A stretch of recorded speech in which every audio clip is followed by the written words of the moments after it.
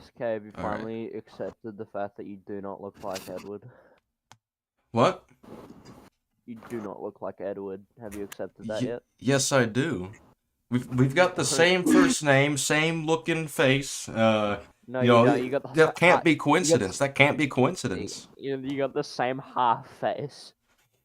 You got half of his face. The Well, top yeah, he half got half of his his father's genes and half of his Exactly, mother's exactly. genes. That still doesn't okay. disprove him being my father.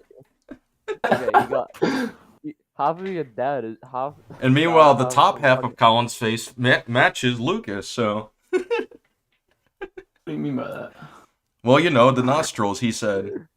He said you share his nostrils, that's what he said. You got a. The top part of your head's just low tier god. Your dad is low tier god. Sir, you're Kill on the yourself now. Fuck you, Smokey. Smokey. Oh, Jesus. Oh wait, we're live, damn it. Yes, we are, you Yeah. fool. I told you. Oopsies. I told you this was happening. You didn't know? Yeah, I know it was happening, but you didn't. Okay, whatever. I almost forgot night driving. Alright. What are we disagreeing about? You know, there's this thing There's a lot of called things.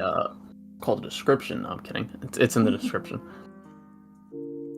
Well, yeah, so I guess to catch everyone up, The Boys season 4, Black Panther movies, and I decided to add Wolverine in the thumbnail because why not?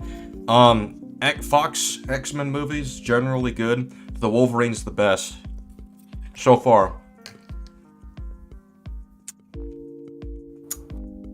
Wakanda Forever is a masterpiece.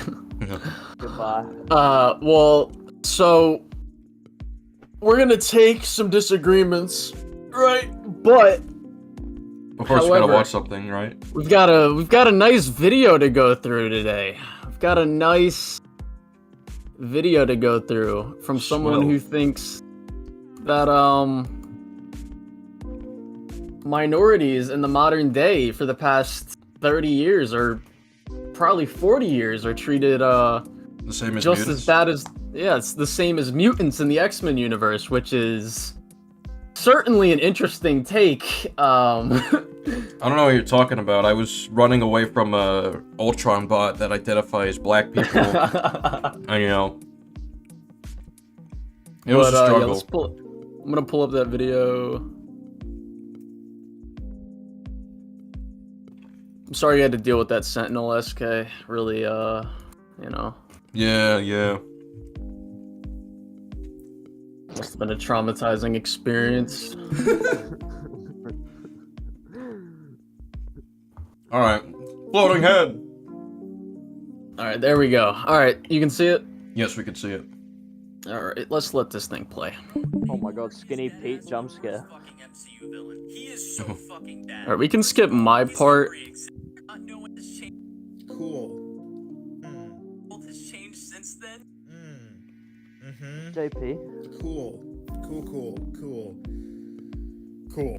Do I even really need to explain why this is weird? Yes. Yes, you very much do! You very much do! Right? I mean, based on our conversation in the comment section, I had to. I made the comparison to Magneto, and he was like, no, dude, that's crazy because reasons. I brought up race. Because reasons. Alright, hold on, let's duplicate this. Let's go to the comment section real quick. From my So thing. I'm just gonna make it clear. Some of the biggest plot points in the X-Men movies is 1, mutant genocide. 2, mutant genocide. And that's like, I'm not saying shit hasn't happened before. I'm saying in present day. Well, the thing about it, right? The thing that's different, like, I feel like a big key difference here, right, is the stuff that's going on with mutants in the X-Men universe. I don't know about the comics, haven't read the comics, but I'm talking about the Fox movies, because that's what I know, that's what we've been watching. Namor, I mean, not Namor, Magneto was, like, experimented on as a kid. You know, his family was murdered because he was a mutant, pretty much. Or his mother, more like. His father was probably killed in the Holocaust. What's it called? the experimentation stuff, and that was like what? How many years from like First Class even? Like when's Well, First yeah, Class and set? First Class is set in like 1960s, 60s. early Well, like yeah, 1960s, early the main 1960s. plot is in the 1962. 60s, and Think about it, it's like presumably that's like his origin took place 30 years ago. that's Um, that's like less. I forget when It's was. like- But yeah, even though like That's the Holocaust still happened during that time, and that's been like decades later, he's still coming so back that's- to the people that are still alive responsible for it, and there's still shit happening to mutants. Like they're still actively Well, planning things. It's all over the I mean, media they- and shit. Something I you mean- gotta take into account also. Hold on, Stir. Like this is like First Class is a bit after. It's like probably 30 or 20 years after the Holocaust or World War II. let's say it's 1945. Let's say it was 1945. No, it can't be because They can't- Magneto's an adult. Oh, I can't. I mean, it could like. No, It's the, like ho- good- the Holocaust was in like 1939, the like the late 30s, and late 30s. he's Like I was probably in his late 20s or 30s or early 30s in First Class. But even without using First Class, like you have to take into account not only has Magneto he's been around and experienced racism not only on himself, but you know to other races and other like mutants. That's been a major part of his whole life, right? So it's much more prevalent in Magneto's life as opposed to Namor, who has a society for comparison right now. Plus, all around the world, it's like racism is nowhere near as prevalent as it was 50 or 60 years ago.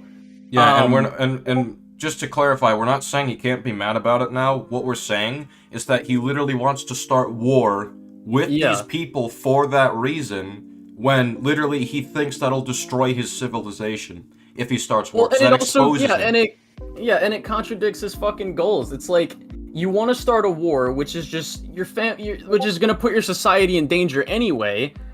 And then on top of that war putting your society in danger, the war will also get you exposed. It's Yeah, like, I don't what think the this guy fuck? played that part of your video. He clipped that part to make it look bad, and then didn't play the and rest. Yeah, It's and like he was it was also- leading to a wider point about why him starting war with people is fucking stupid. With the context Well, of yeah, him he's also- wanting to he protect his also- kingdom. He also pulls up the whole cinema sins let's just let it keep playing. But I do want to show, because he said reasons. Let me find his comment real quick. It is... Here it is. So... He says, and racism has just stopped, and racism had just stopped. That's what young Namor was exposed to. It's part of why he hates humanity. So I said this. Wait, so and he says... I just want to mention this real quick. So he gets mad when he sees slavery happen. So he wants to flood all of humanity, including victims of racism. Well, not even that. Like, he wants to start a war with, like, the world and, like, the surface people. Is he, like, just gonna genocide white people? Or is that gonna go for every other race?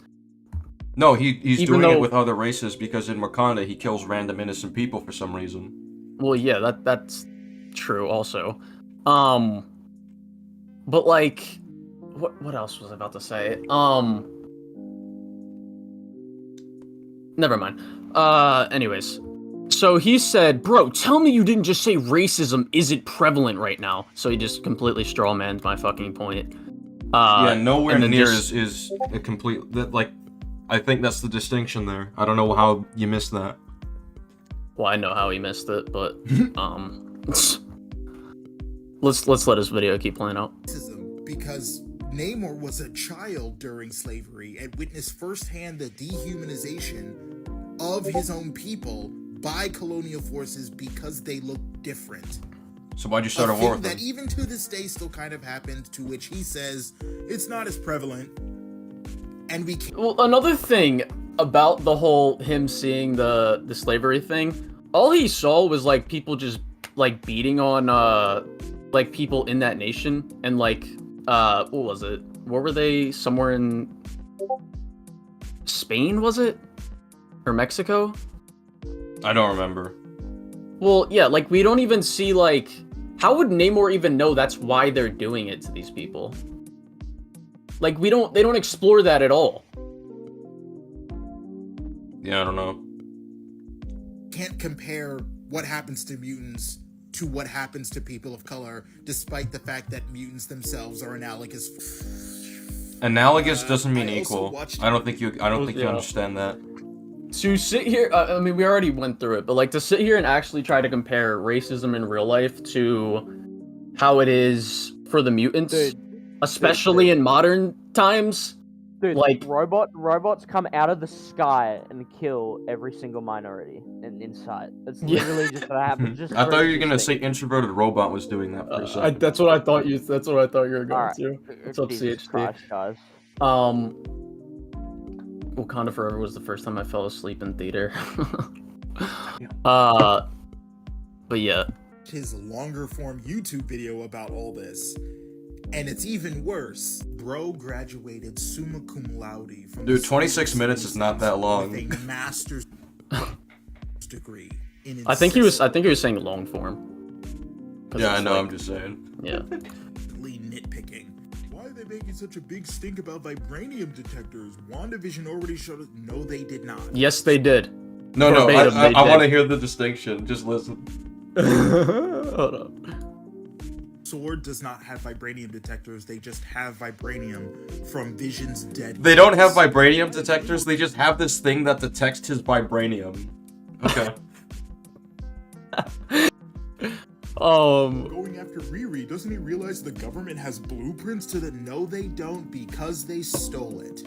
A key plot point in the movie is that Riri's device was made for a science class. Her professor stole it and worked with the CIA to find vibranium. And then they would copy it. And Bro, then the yeah. CIA would copy The it. nature That's So, of, all I hold get. of having Hold all on, these I wanna- files, you can copy Even without files. saying all, yeah, but without saying all that, the easiest fucking counter to that is literally Namor does not know this. Mm-hmm. He's never informed of this information. Namor doesn't understand the concept of copying files. Literally, this it's like fucking like. Do you think This nukes is just proving our point. He's the dumbest villain in the MCU. Well, do you think like nukes were just never gonna be made again if like fucking Oppenheimer died right after he made it? Like- I'm gonna be honest, guys. I don't think he's that as bad as another guy. I don't Oh, think yeah. Well, we'll save that for another stream, Star. We'll save that for unless you're talking. Are you talking about Wenwu? not Wenwu. Not Oh, okay. I'm talking about a certain Kang, a certain guy. Dude, no one cares about Fucking Kang. say it, dude. It's not fucking Voldemort. Who? He said I'm Kang. just saying it's Kang. I think it's No one Kang cares from- about Kang. We're moving on. He is worse though. I think he remains just like the worst MCU villain. I don't even think Kang's an idiot, but I don't remember that movie enough, nor do I Yeah. care enough. But yeah, this guy's video, fucking stupid. I don't know if he purposefully said the misinformation about the whole WandaVision didn't have the tracking vibranium thing. That's not true. Well, I think it's just... How do I describe it? He's trying to reconcile it in a way that it sounds like it makes more sense, but Yeah. he doesn't realize how little sense it... Because I don't think he understands. The basis of them tracking Vision is vibranium. So that means they analyzed the vibranium on his body and realized, we have a way of tracing that. Well, they say verbatim in the show, we're tracking the decaying signature of vibranium, which means they can track it. Like, what? Dude, that's not vibranium, it's just Vision, bro. But yeah, to try and, like, the shit we already talked about, to try and compare fucking real-life minority racism or, discrimination to mutants is fucking insanely stupid. But yeah. So now, let's start with the disagreements. Let's Alrighty. let's get them going. I think, yeah, let's get No Pro. I think he was in here first. Pre-ordered the disagreement. No Pro, are you here?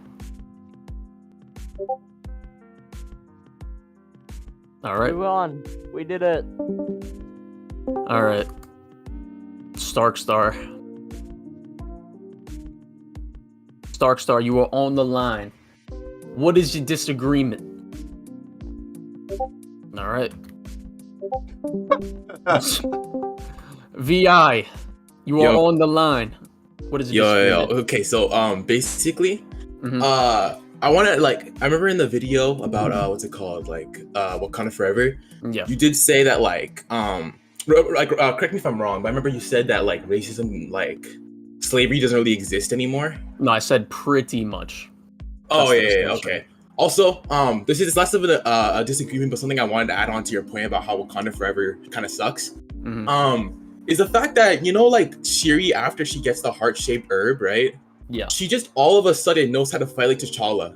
Like she had no training to learn how to fight like a cat or something. Well, She was using those hold on. gauntlets before. I'll defend that because I think it's fair to say that Shuri's had some combat training. Oh no, for sure. I don't think she's obviously not to the level of T'Challa. I don't know. Yeah. That's just not her field. T'Challa's been a trained fighter his whole life pretty much. No, yeah. And they just don't explore that kind of thing with Shuri. Yeah. So go ahead. I think her because her fighting style, she is a capable fighter for sure, right? But her fighting style isn't really close range. Even Infinity War, she uses those big sound gauntlets or whatever. Mm-hmm. And if you see it in the movie, she's flipping off walls and swinging around like a cat, and it's that was never her fighting style beforehand. She never learned how to do that. The only reason T'Challa could do that is because he was trained to be a Black Panther from birth, and that's how Black Panthers usually fight. It just kind of felt like a bit of an asshole. That whole movie, honestly, was kind of ass. Yeah, I mean, I'd probably agree with part of that. Yeah. Yeah. Also, this is really off topic. This is a really random video idea, but shitty AI art. Yeah. What if you did what if you rated AI Spider-Man suits to see if any of them are actually any good or if they're all just garbage? I mean, I'd have to have people send them to me because I haven't really seen much, but I haven't seen something from Lucas. That could be cool. Yeah. Yeah, right. No, I didn't have much to say. All right. Also, just to know, I want you to know, bro, your videos are good. Keep up the good work. You're probably my favorite YouTuber to watch while I'm drawing or something. Thank you. All right, see ya. Appreciate it. See ya. All right, Polyesh, she DM'd me before he pre-ordered a Disagreement. Polyesh, are you here? All right. Did you guys gotta join this call and be ready to be? Polyesh unmuted right at the last second. All right, Polyesh, are you here? Yeah, I'm here. Okay. Hello. All right. How's it going? Good. What is your disagreement? Hold on. I don't really have a disagreement. I forgot what. All right, goodbye then. I don't really know what this thing's all about. We'll let you figure it out. Goodbye. Stark Star says he's working his stuff out, so let's see if he's still muted. There we go. Okay, I'm ready. All right, Stark Star, what is your disagreement and tell us why? Okay.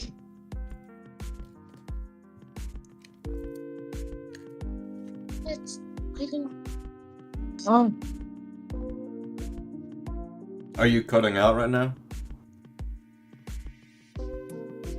Okay. Yeah, we can hear you. Okay, I'm ready. Okay, wait, are you listening to the stream? Pause the stream. You don't want to listen to us on stream. That's out of sync. Okay. I'm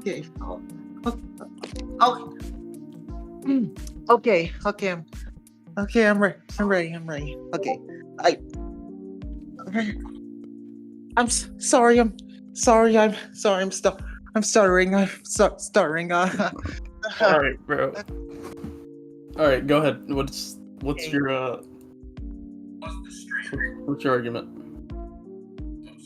Okay. Disagreement. Okay, I'm ready.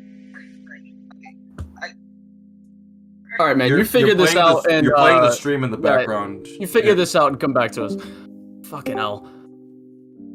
Speed boy, are you here? Yeah, I'm here. Hello, you're on the line. All right. What is your disagreement? and Tell me why.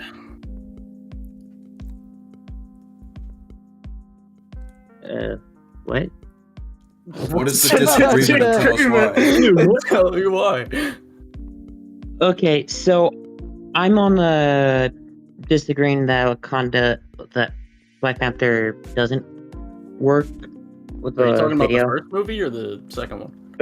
The first one. I Alright. thought this was the first movie. You can talk to I SK about that. Yep. I agreed with you on the second movie. Like, yeah, no, Namor is a bit of an idiot. Yeah. Alright. So, I just had to rewatch the video, and the thing I'd really disagree with is that, well, yes, trial by combat is stupid. It is kind of explained that each, like, you know how T'Challa was like under his father's like parentage. My assumption was he had to been like trained and all that to prepare for the challenge day. So what about Killmonger? Yeah, then Killmonger was. Yeah,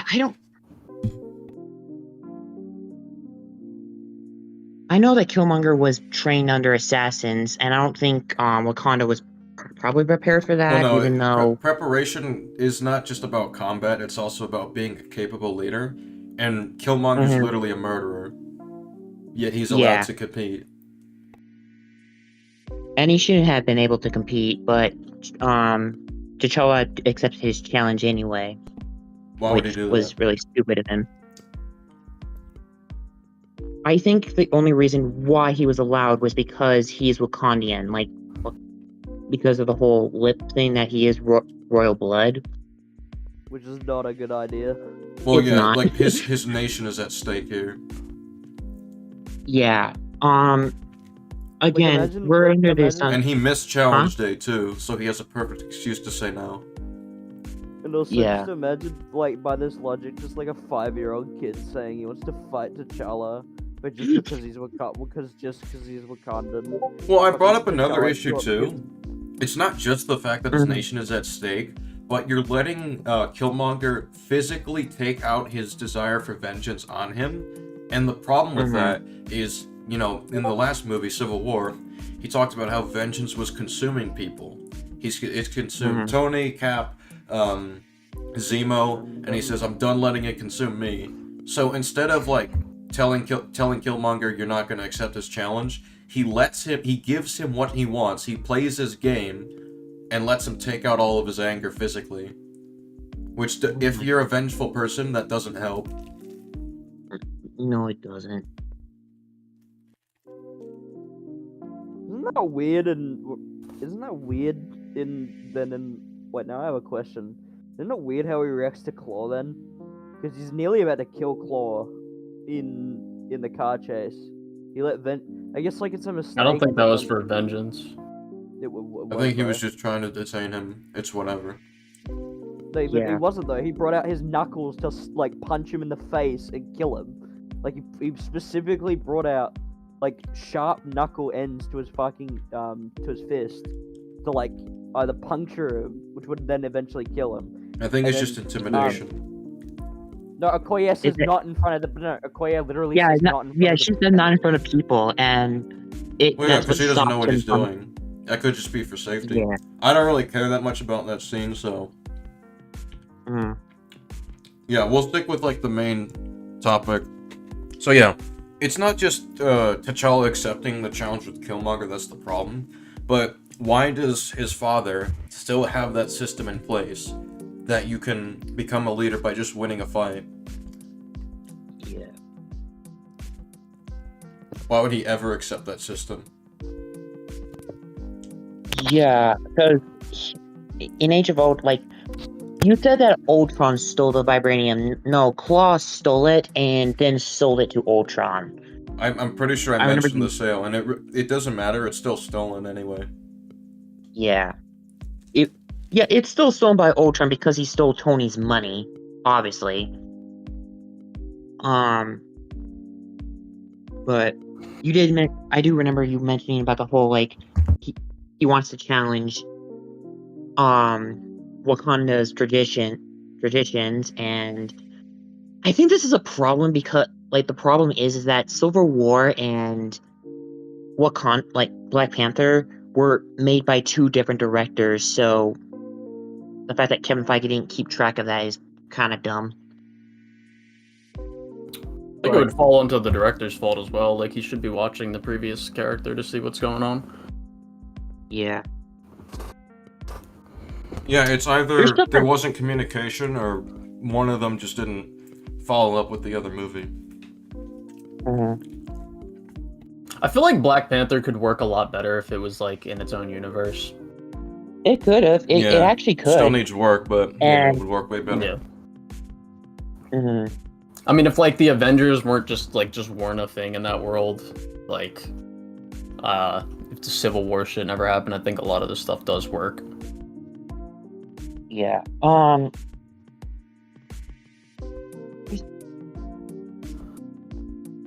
Whether we know that the whole goal of the first part of the goal in the first movie was to take in Claw, which I don't get the guys. So you know the guy who said, "Promise me you bring in Claw." I forgot his name, but he didn't show up in Wakanda Forever, but he was mentioned.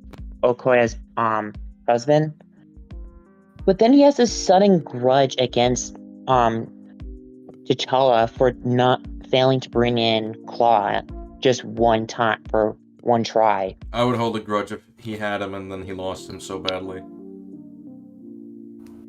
Well, it doesn't help that the government, like the U.S. government.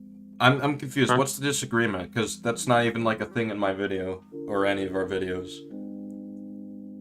Like, is there a disagreement here?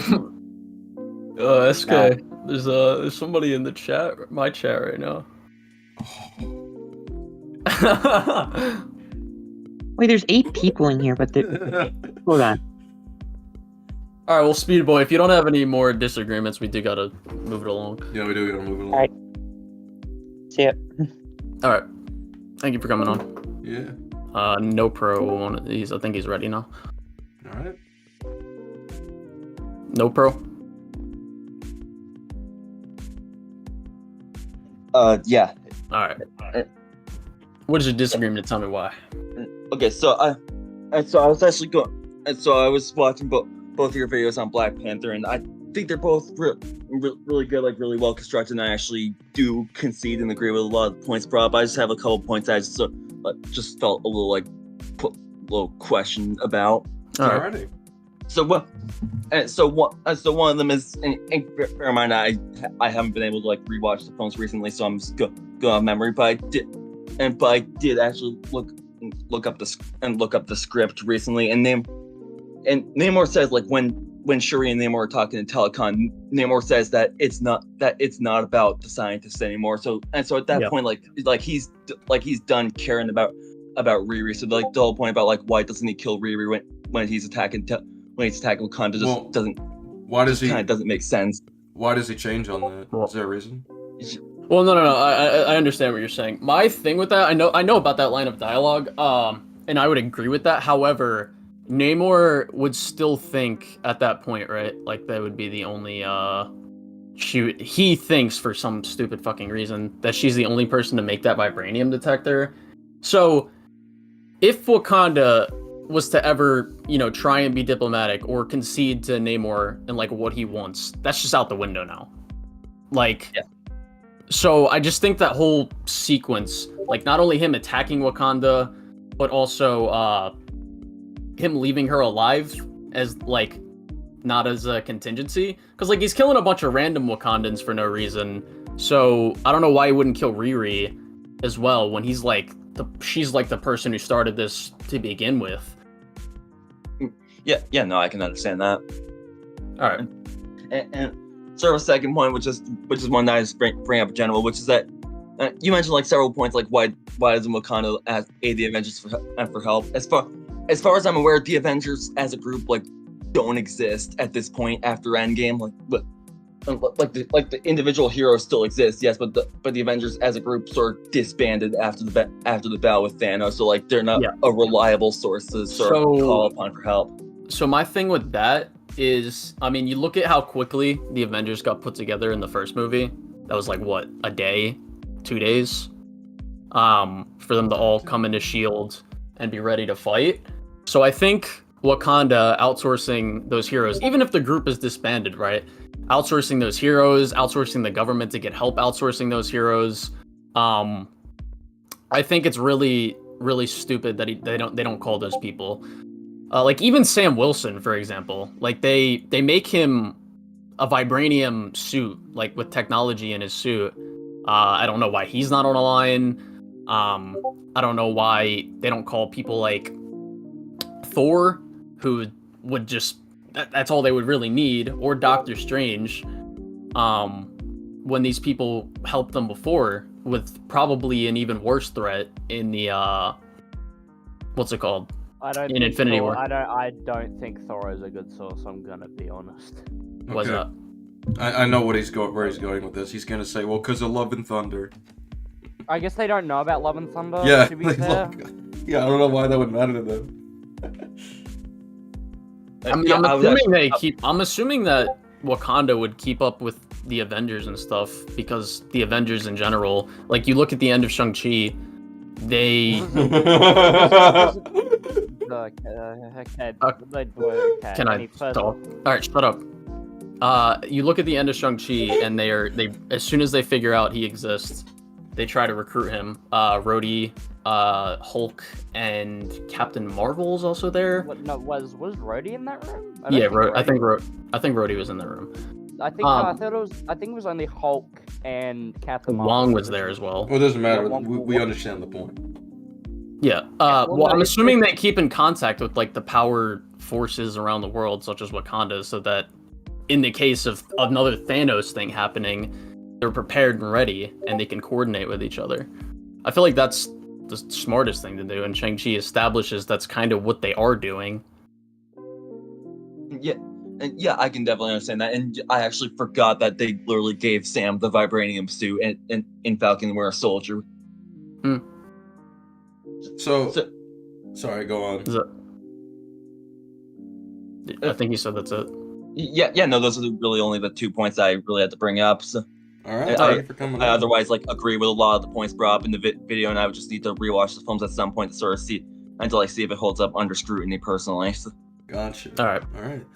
Thank you. I just saw in chat, Jack Kentner said, at high 8 CHD, I can prove you wrong on stream right now if you're down.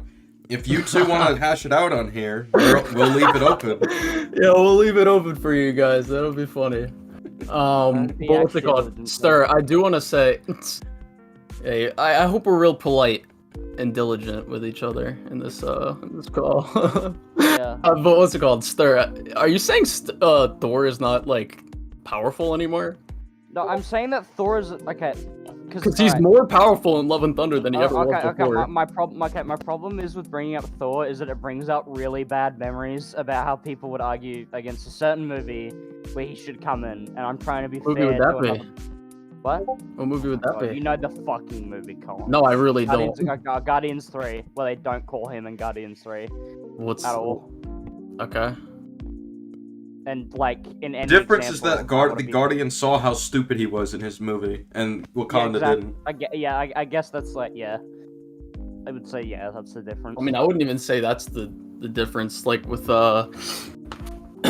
they know more and they're more connected with Thor right now, than Wakanda would be. So they would know the. Yeah, but I don't think they know about the fact he destroyed a whole ass temple. In that movie. Yeah, I don't know. Well, when's Guardians 3 after Love and Thunder? How long is it? It's like 3 years. What? It's like 2 years, I think. 2 years. Wait. That's crazy. Okay, now... Wait, did Love and Thunder come out before Guardians? Yeah, it did. Smokey. So you're in the MCU. In the MCU, it's been 3 years. So Love and Thunder takes place in 2024. Guardians. Well then, Stir... I don't know if I think that's believable. Why? Because it's been 3 years. Like the dude is still a dumbass. Still. Did they check? I don't think you should be a dumbass, to be honest. Yeah, like it's been 3 years, and he's not even I don't even see. He's not even really a dumbass in the beginning of Love and Thunder. He's Yeah, just he is. kind of. Yes, Well, I he mean, absolutely from our is. I've seen it, perspective or he's- their perspective. Okay, no. Okay, two things, right? Alright, so first off, at the end of Love and Thunder, he's off on his own thing doing it. They don't have contact with him because we don't see that they give him a comic or anything. Why They- the fuck would they not have contact with him? Because You think because New of Love- Asgard doesn't have contact with him? I guess not. Wait, so do you guys? think Why this is a would they problem- not? What, no. Do you guys think this is a problem now with the movie? Right They now don't I do, because you just told me it was 2 to 3 years after the fucking movie. So yeah, What? I was Wait, under the impression it was like a couple months after, and they had like to deal with not only them knowing Thor is kind of out of his work right now, but also. Guys, All right, go ahead. let's look at the timeline of the MCU. Let me bring up the book because the book might say it's 2025. And that might Yeah, be Smokey, we haven't gotten to the shows yet, but we will at some point. Let me go to the book. There's a timeline book they released. I have Hi, absolutely CHD. still- Jack Kettner has joined the weight room if you want to join as well. I am definitely buying Black Myth Wukong. That is my most anticipated game this year. I cannot wait to play that. Okay, hi, CHD said, if you guys are still on when I get home, I can. Okay, that sounds good. Just let us know when that is, so... Alright, I don't know if Jack has other disagreements. Maybe he does. Let's ask him. Hello, Jack. Jack, you are on the line. What is your disagreement? Tell us why. Well, my disagreement. I saw SK and Colin.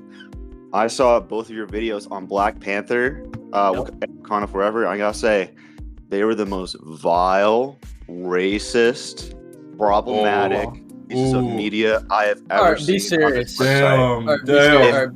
I found out that either of you two were in the KKK, I would believe it after seeing those videos. Oh man, he's caught in us. all seriousness, there was a debate that this is getting back to X-Men, or just a general conversation around the X-Men. I saw High CHD and some other people saying that they were always conceived of as an allegory for minorities, be they racial or sexual.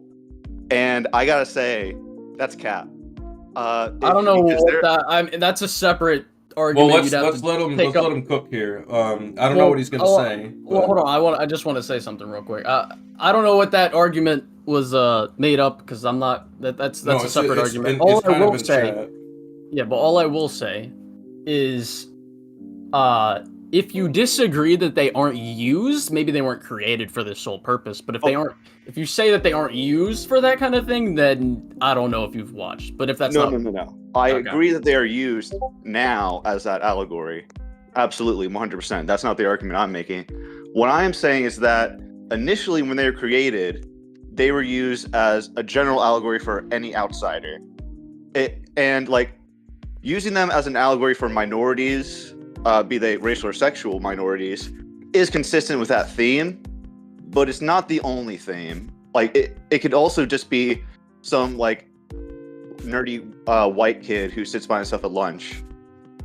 But the reason Stan Lee, or his justification for creating the X-Men or mutants in general, is because that he didn't want to justify making an origin or a secret origin for every single superpowered character. And I have a link to that, like proving it. If you want to play it briefly. Yeah, well, I don't much care. I mean, I don't much care, to be honest. All right. Yeah, it's whatever. If you want to link it to people like in the server, that's fine. Okay, but yeah, I didn't think Black Panther or Wakanda Forever were pretty good movies.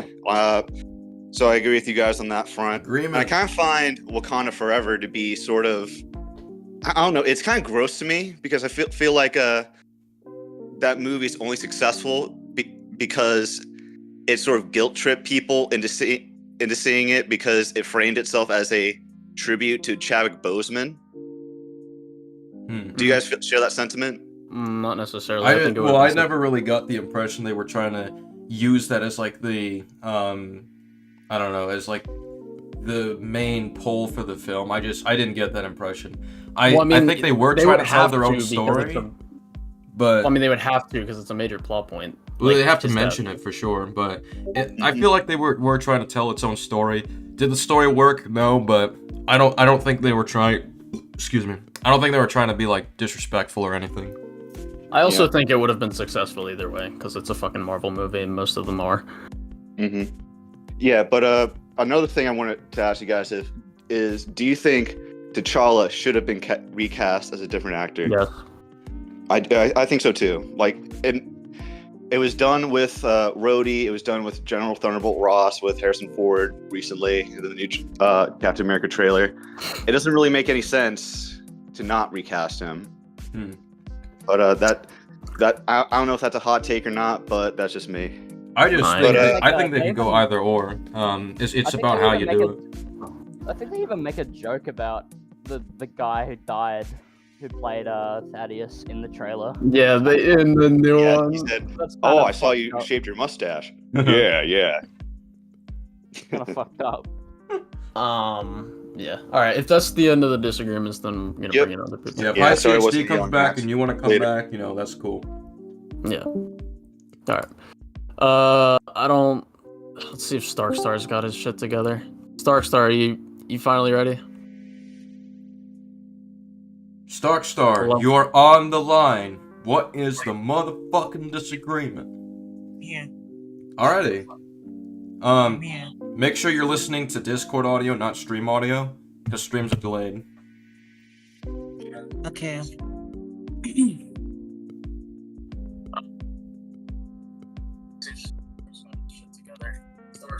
Book did come out. Okay, so Oh my god, he's Hang still on. playing the stream. Hang on, audio. hold up. Starkstar, you're playing the stream audio, not our Discord audio. I'm Pause the stream. Pause the stream. Ready.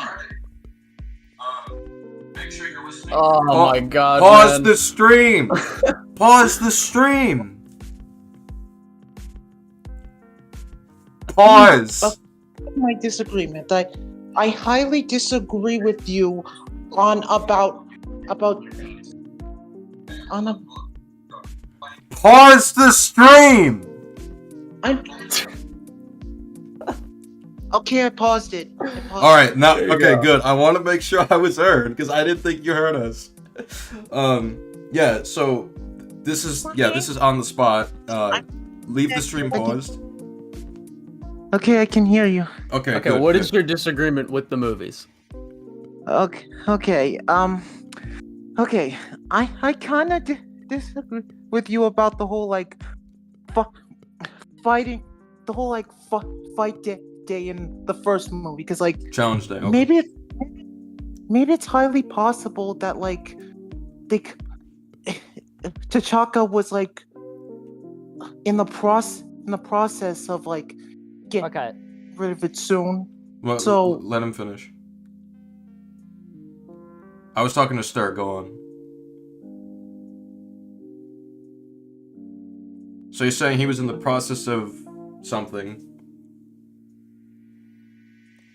Hello?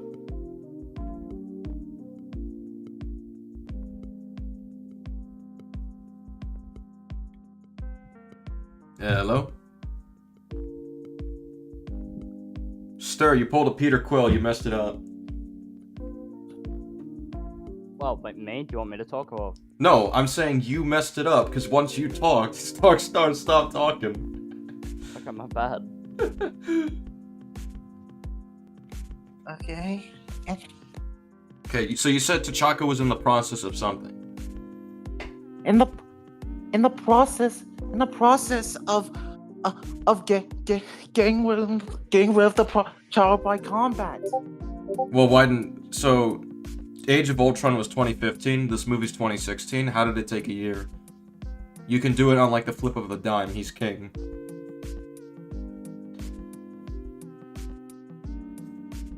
Okay.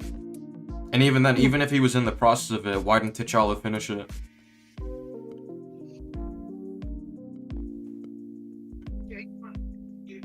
Like, did he just not leave his plans behind of, like, what he was working on? What? Why is the stream... Pause the stream! Alright, bro. No, I'm done with this, dude. Alright, goodbye. Guys. By the way, I found the timeline of the thing because I found the answer to it. All right. So the timeline book did come after Guardians 3, but it's unclear in the movie when it takes place. Like they literally don't say. He's been with them for a couple months, couple years. I don't know. They don't really say. But so it's unclear. But now with the timeline book, it says that it happened fall 2025. So that can happen from September to November. Guardians 3 takes place in 2025, early 2026. Fair enough. And because like there's no real mention of the date, and if they say, and when there's, I guess it's dependent on anything that they say in the movie related to dates. If that's the case, but I mean, Marvel is stupid with this stuff. Yeah, whatever. It's whatever, dude. Yeah, they did say that Homecoming was 8 years after Avengers, so it happens. RP King, are you here? Hello. RP King. Hello. How's it going? It's going good. You guys can hear me good? Yeah. It's nice to meet all of y'all. I just want to say thanks for having me. You know what I'm saying? I Yeah, was the for guy. sure. Thank you for coming. You were what? I was gonna say I was the guy in your comments and I disagree with Dana and everything. I didn't mean to come off rude or anything. I just meant everything basically at that point. But I have 3 points I can talk about. But I just also want to say like I wish them the best for y'all. Y'all are all dope content creators. You know what I'm saying? All right, go ahead. So my 3 points is Namor's motivation. The second is like some things that come into play with Queen Ramonda and different Wakanda plots. It's kind of a little bit over. I mainly have one I have in mind. It's like my main thing, but that's the second. And then third, I just feel like some things that happen in the movie, I just disagree with like why it's this and that kind of. They can like do whatever. But the main thing I probably would say is like probably would be like the case for like why, for instance, Shuri only got the case of the herb in your video. A little bit nervous, I'm sorry. All right, I mean, we can go with the first point. We can start with the first point. So what's the disagreement with Namor's motivation? Why do you think it's good? I think it's good for what he's going for in the movie because of the fact that his calling for doing it isn't just slavery. I feel like you misunderstood that. That was like the spark. He explains his motivation that I feel like even if it is wrong, I feel like works for his perspective of things. It was even his ignorant, and I feel like there was reasonable rationalization for why he would perceive the surface world, aka us, as bad, regardless of there could be more, I feel like, strategic takes of it. And I feel like some things that he's going for is maybe reasonable, and so, it's not necessarily. I want to hold on real quick. I want to say that I know I don't think that Namor thinking this way of the of the surface world is inherently flawed. My main discussion with it is how he goes about that. How he goes about that anger, that grudge. That's the biggest problem, I think. Because his whole, thing with the surface world can just it should be much more tamed down at this point, especially given that he has a comparison to Wakanda, seeing how their society has been treated for the past 8 years. Well, here's the thing I disagree with. Though. Okay. Respect, he hasn't seen entirely all that. From what I know, you can correct me if I'm wrong, but when he compares, he basically judges off of what they could do, regardless of how they would do it. And I don't know if this is entirely a good argument. I know that him in the comics is obviously different, but Namor is kind of accurate to that. He does it, obviously, I feel like way better, but he's the type of person to do that before actually seeing the comparison. Well, I think that's a big issue then, because if you're just starting this war with people without even doing any surveillance of the world or what the world is like, keeping up with current events, keeping up with the political spectrum over the world, across the world, I think that's really bad surveillance and security. And I think Namor, I think that's an even. Well, I was gonna say I think that's an even bigger issue if he doesn't know this stuff. Well, the reason why I disagree is only the fact that, like, cause it's a problem that you can come at him with, but I think the reason why he wouldn't care to go beyond or what he already knows is because he judged it off, I don't know, because of his status and how he feels, and that is bad. And I feel like there was some form of humble him about that, because it's humble, and I agree, like it kind of backtracks on like the lesson. But the fact that he would go about that has been because he's judging it just off of that. He doesn't go about that stuff because he believes he doesn't need to. And I don't necessarily think that's bad, just from the perspective that my people have more capability to be in danger. I'm gonna go about this just so I eliminate the threat. He doesn't care. But that's the problem, though. The way he goes about eliminating the threat, quote unquote, would probably get him revealed anyway. True, but like his whole idea is just the war siege. The Riders just does that because for him and his people, that's the common like thing. Granted, obviously that cannot be good from an objective thing for what he's actually going for, with his perspective. I don't think that's entirely bad, especially the reasons he gives. Like his thing, I obviously disagree with, because really the surface war is not a threat to him. He's exaggerating that. But he perceiving it like that, and his reasonings from the past, his age, or his reasoning, I personally feel like is valid. That's just me though. I mean, I'd still just go back to the case of how he goes about it, and the fact that he thinks, like, I don't know, I don't agree with the whole humbling thing either, because I could not even comprehend how he thinks that he could beat someone who can literally warp reality, someone who's literally a god. What did he say? What are you talking about? Well, he thinks he can win a war with the surface world. So well, I don't think he knows that entirely those people there, which that's a point. But here's the thing: it's like he has this feeling because of his weapons and capabilities. Plus, I mean, like we don't necessarily get into the power scan thing. I don't think he should be able to do that. But Ryan Coogler, who is the director and writer, I know that statement, and it's blatantly just contradictory to what we see in the movie. I don't think entirely, but I mean, he's struggling. I mean, listen, he says he's got all these soldiers and all this technology, but like we see very clearly at the end of the movie, he's not taking on the surface world. He was struggling against maybe 100 Wakandan soldiers. I wouldn't call that struggling. I mean, how he went in with it, especially being just. I mean, Thor would have annihilated them if that were him. Yeah, Thor would have killed them without even thinking about it. I'm not saying he could. Hold on, I'm not saying he could actually stand to them. Obviously, but I'm just. So then, why does he think? Why does he think so? Well, I kind of gave the reason to reiterate. Like I'm saying, like the reason why is because of his people and his technology, but arguably pride and the fact that he does have some capabilities that haven't been full shown, kind of, from what I could take. But he flies around and hits people. Well, I mean, he has his vibranium spear. He does have great strength. Thor has Stormbreaker. Hulk is Hulk. Doctor Strange has magic. He can teleport him all over. Like, I don't know why he thinks he's gonna take over the world like this. I mean, you could say that for other villains and other things. Why would they? Yeah, and there's a lot of villains that are really stupid. Killmonger's really stupid. Mysterio's really stupid. There's a lot of villains that are just bad.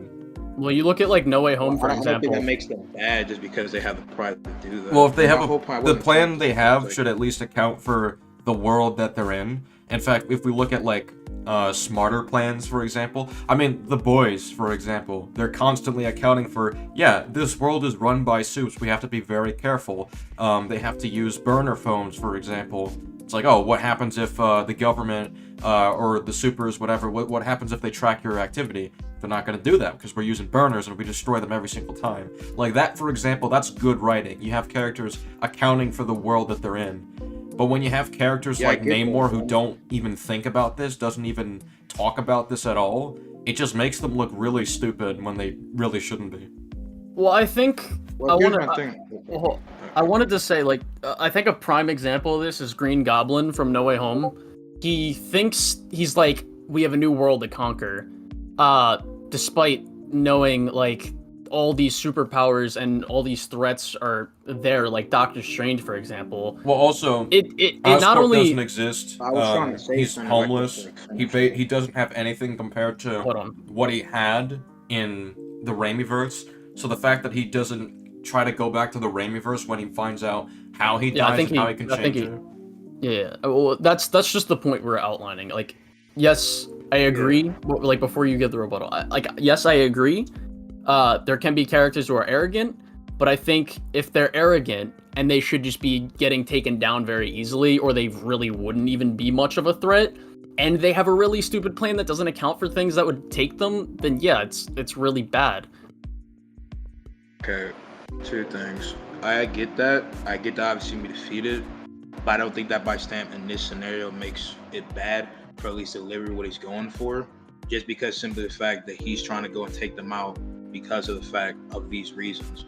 And 2, the 2 people that you mentioned, I obviously think they would beat. I have my reasons for I don't believe he would just get bodied by Hulk by the statement. But saying that in that fight he was losing and how he was fighting, I don't really think so, because he wasn't really getting beaten. And the whole consistency. Well, he said struggling. He didn't say he was losing. I'm not finished. Okay. Yeah, I know considered, but I don't really think he's struggling. That's what. Well, that's why I wanted to. I wanted to butt in right there, because I don't know how you can say he's not struggling, quote unquote, or not being like somewhat stalemated right now by Riri, because no, but I'm talking about the Wakandans, like her. I know that, like that's the thing. I'm agreeing with that. I was going to say something. Like, sorry to interrupt, but I'm just trying to get this point out that, like, yes, I know that's a little bit weird, but I feel like that's mainly because of the fact that she has stuff. Maybe that will allow her to do that. I think that's weird and inconsistent, but I just think like there's like balance that is weird with him to show.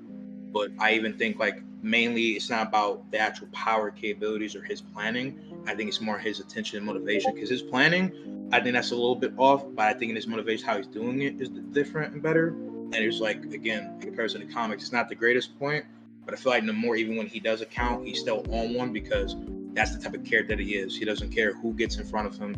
He's just going to run through him. That might not be interesting or cool, but to me, character-wise, that's why I don't necessarily think it's the baddest thing, at least in this scenario where he's just prideful and he wants to do it. I'm lost here on this point, because like his whole goal is to keep the society hidden. Even if that was his goal, like in general. Right. But like even if because the whole, whether he can beat the surface world or not, I feel like that's an entirely different point. But when we get down to his motivations and his plan to go about those motivations, I just don't see how you can, like, how there's any defending this. Like, how can you be so dumb as to think you're going to threaten an entire nation that's connected to the United Nations and think that your society is still going to be, like, there's not a risk of your society being taken down anyway? Like, why would you not go to Wakanda first, be diplomatic, non-threatening? Like, that's just brain dead. Well, no, he considerably tried. Granted, his way of doing it is obviously very aggressive, but I don't think it was entirely about being hidden after the fact of him having this realization, because he just wanted to take on the threat. His original plan was to do that, but there's also consideration that, I don't know, maybe in his mixed, obviously crazy mind, I mean, my man's a crash out, that taking him out would just deplete the entire threat, regardless of being hidden or not. Like, to me, that's the defense. Like, it doesn't matter if I necessarily highly agree that that's a good plan. I'm saying I'm trying to give a reason for why his is there, and why, to me, I can like feel in touch with it. I just feel like it's a guy that has all his power in his own right, he feels like, and he's gonna go about it. And for the movie, I don't think that's that big of a deal. Like, talking about the Vengeance, all that stuff, I don't really think that's a real plan. And like, to me, like with your point you said about like a flamethrower and like vibranium bullets, again with the topic and how he moves, right? If he's like faster or something like that, I don't really think that would work, especially because someone like Cher, she had to train him to make that happen, and that's a little bit janky, but I don't know, I don't really see that as a bad motivation or plan. I mean, even when he's quote unquote drained in the thing, and they only do that for like what, 30 seconds or so. He's only in that box before he starts breaking stuff. Well, not entirely 30 seconds, like more. Well, he wasn't really in that box for a long time at all. And even when he gets out of it, we still see him moving and, like, you know, contending up there with Black Panther, who's, in the grand scheme of the Marvel Universe, not very powerful. Like, we see how he, like, we already went over the Riri thing, like, she's just a worse Iron Man, blatantly looking at her technology compared to Iron Man's technology. Like, I just don't see that point, because, like, we moved on from, like, how Namor goes about his plan back to the power scaling, and whether he's stupid for thinking he can take on the world. No, it's just a motivation. I'm just saying comparison, like saying that he's entirely weird, he can't do nothing. That's where I just kind of disagree. Like, again, that balance stuff, I don't really get why or how this happened, but I feel like it's a mix of also saying because he has to go back into the water on fast lane activity because they try to make like a nerfing thing. If he's out of water for a good deal of time, then he kind of gets drained, and then that kind of like I guess has struck him more. I don't really exactly understand fully the plan because like right then in the movie, Trey made a comparison like one of the sea animals they like absorb water to their skin. He loses that, and then you do something that's opposite of his like biology or where the fuck that happens. Again, I know that like she's not that powerful, but I think for what was going for and the fact that she caught him lacking on the wing, I don't know. I don't think it's that bad, but I do agree that's weird. I was just again making a comparison to when he's actually trying to do stuff. I think he can. I just think it's kind of just weird at the end. I mean, I still just don't agree with that. Like Thor's lightning, that's obviously hot as shit. That would drain the water in his cells. A nuke, that would drain the water in his body.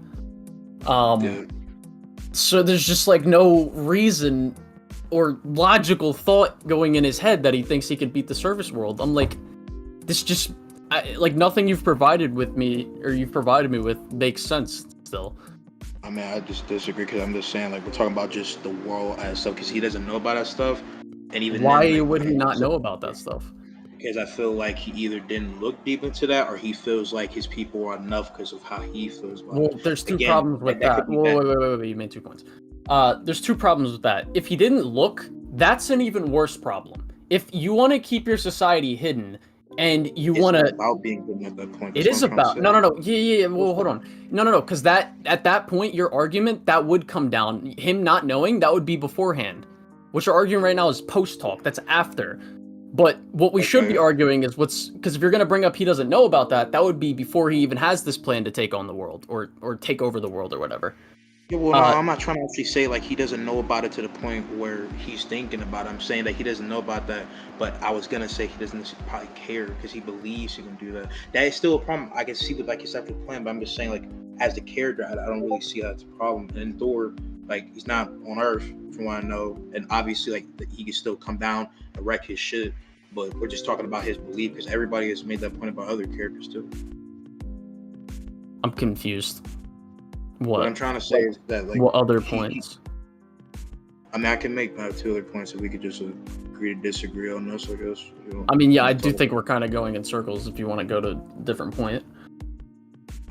Again, I appreciate you having me on, but the second point I was going to say was like about Queen Ramonda firing Okoye and some of her plans, mix of Sherry. Like, I don't agree that when she took away Okoye's status, she was entirely in the wrong. And from Charlotte Black's performance and how she was saying things, I do think maybe it's not the most tactical thing, but regardless of what Okoye said, I feel like Queen Ramonda has been so much, and she kind of just lashed out, and she didn't go to these actions yet because she was just built up with emotion. Because it says recently after, well, like T'Challa's like burying and stuff, and just to like make this clear, I would be okay if like Chadwick Boseman, rest in peace to the GOAT, got recasted. But what one dude was talking about in the astronaut dog profile picture about how dude was being like pushed to like sell the movie as just like guilt tripping and all this other shit, right? I feel like that's just blasphemy. But anyway, yeah, that's stuff I disagree with. So the Ramonda point, why do you think it's reasonable that she fires Okoye? I feel like it's reasonable in an emotional state because she failed at a mission that she really pushed her to make sure happened, or she got her daughter back to her safe. And then when she failed against people that, I don't know, I guess she thought weren't that big of a deal to where she could be defeated, right? And her daughter is possibly dead, she doesn't know. In that moment, in front of everybody, after basically losing her whole family, she feels like, she felt like, you more worthy to be a person I can trust. So to me in that moment, I feel like it's reasonable for her, but it's not like, I guess, like strategic. I just don't agree like that. It's like, oh, like she's just like stupid. So the main problems I have with that is 1, she's very close with Okoye. 2, they know there's an impending conflict brewing, and she would need people like Okoye on her side, every single one of them, with the threat that they know is coming or impending. The third thing is Okoye was fighting numerous people that have access to vibranium and they have superhuman physicals. I know that. So even if we want to use, yeah, she was emotional in the moment. Fair enough. Fine. So I think if that's what the movie was really trying to say, like if she was in the wrong, which she is, I think if this is what the movie was really trying to say, she would have had a resolution with Okoye, but that's just not in the movie. Yeah, because she died, unfortunately. I mean, I feel like that's also like a calm message, right? Because everybody feels, and I get that. I understand that she could have used her, even though she had like other people there as well. But I just think like if that's really the point, just showing that she's emotional and she tries to work things out and trust somebody else, how she got into Talokan, I feel like was a smart strategic thing. Maybe it wasn't like Solid Snake-esque, I guess, but like I just don't necessarily think she's entirely wrong just on emotion. She may be wrong in actually going about it, but I feel like they try to make that clear, and that's the reason. I could also talk about Namor killing Amanda and how he was going about it as well if you want. Yeah. I mean, I don't see what your point with the other thing is. Like, how does that support the emotion thing? Like, she got Nakia, probably the best infiltration person that they have, which is a logical decision. So that's not really emotional. Well, I mean, I would say it is because, like, how you said, well, no, that's not what I meant. I'm saying that she's emotional and she got that stuff together. She's trying to work it out, regardless if she did something that maybe was dumb there. So I'm saying, that doesn't go to the point, because, like, when she comes back to Wakanda, she doesn't call up Okoye, even though she knows, like, this is a bigger problem, but they don't really do much preparation for the fight. But, like, even if we want to run with she's trying to go ahead and do one thing at a time. I don't think she's trying to worry about the market. She wants to get her daughter back. No. I'm saying after she gets her daughter back.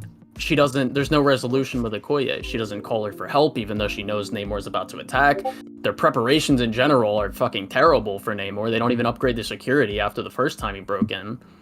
Well, I mean, we don't entirely know that, but that could be a no, thing. we do know that because he breaks in the exact same way as he did last time.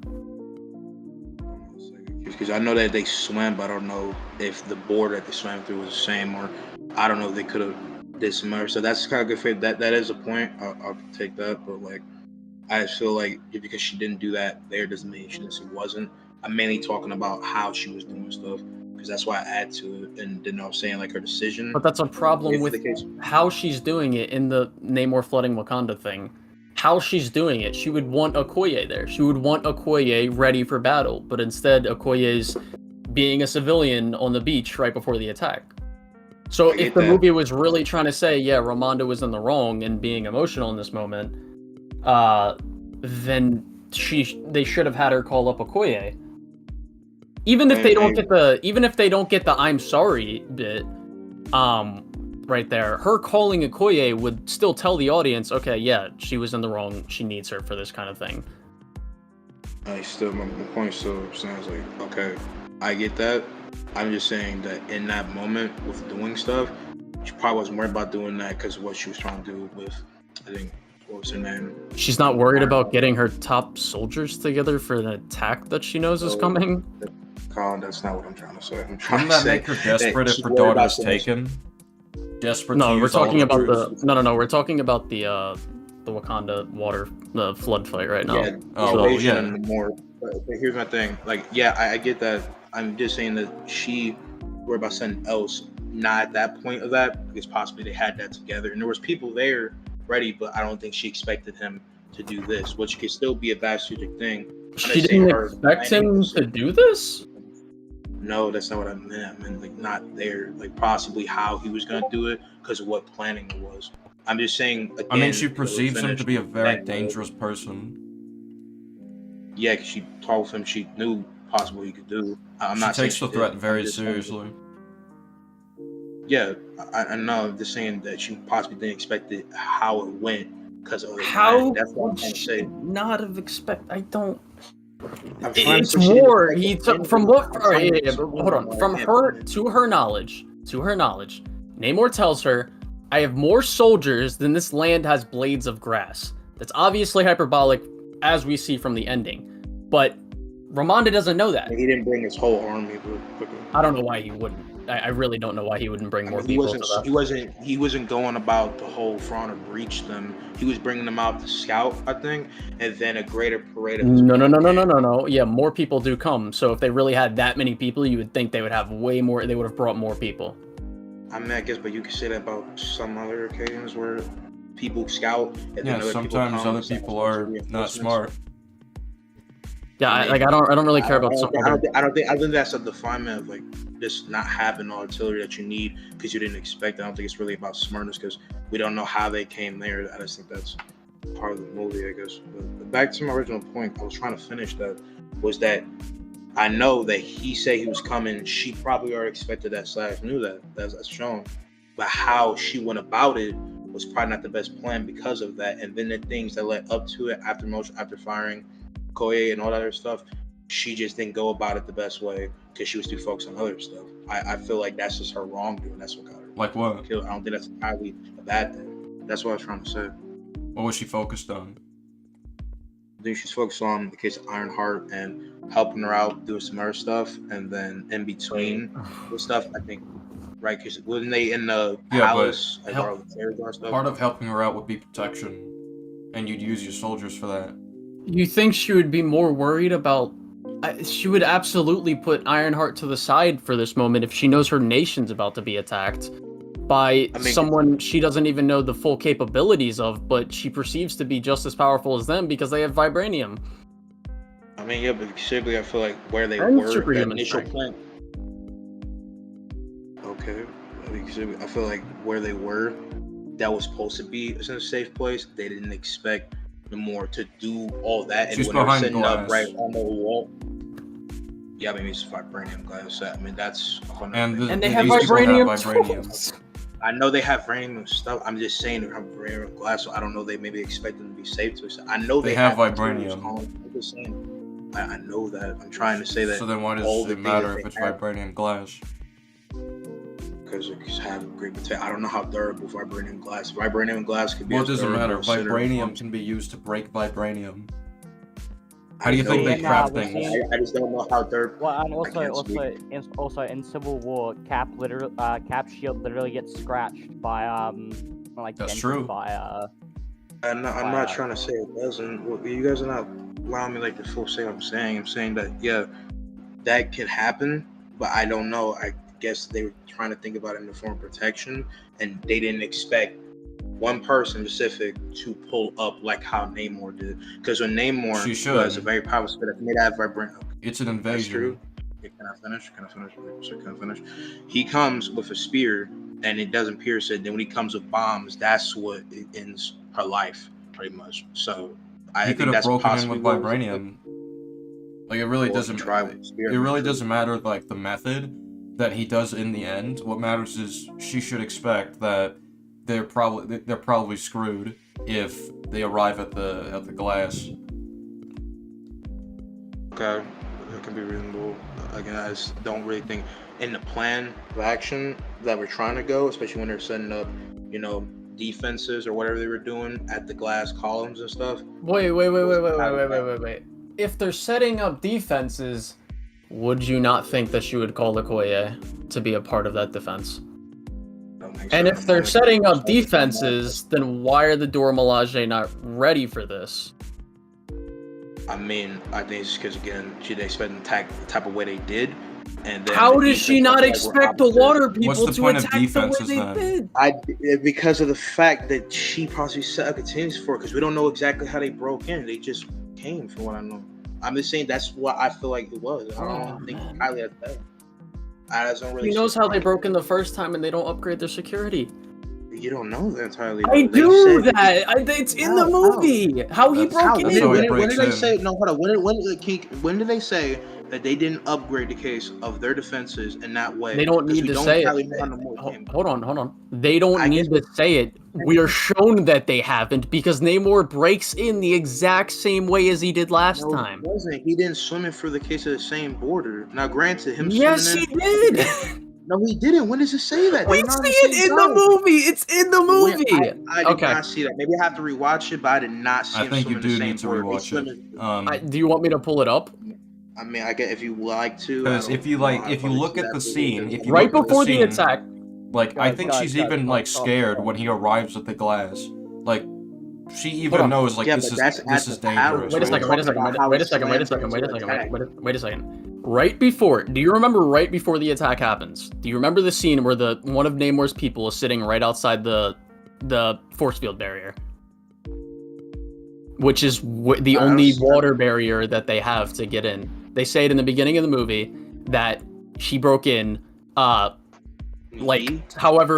yeah, Namor, in the beginning.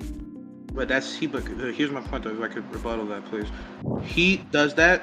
I don't know if they built defenses around that. I'm just trying to play good faith. But then here. I would too. Okay. I'm trying to say the reason why is because we don't hear exactly if they made defenses on that. He got through that. How they got through this time is unknown. So I don't know if that's the case or not. I just am not going to assume that they possibly didn't. Especially with the defenses, I don't know if stuff preparated for they come. That's what I'm trying to say. So are you saying that Namor and his people went in exactly the same way? Is that what you're saying? Yes, because that's what we're shown. I didn't see that. Maybe I have to go and re-see. If that's the case, then okay. But right before the thing, I would prefer not to get my stream demonetized for showing the clip. I can probably provide you with a timestamp. Okay, I can look at it myself, and I don't know because I'm new to this bigger Discord stuff, and again, I appreciate for having me on, regardless if you agree or not. I could message you like for clarification, but from my memory, I don't remember that. I just think they came in on some explosive shit, right? They broke in to a part that had water, right? So they did that, but from what it's not the exact same border. So I don't know that's the thing. So I'm not trying to get like you demonetized. I'm not trying to like fuck up your stuff like respectfully.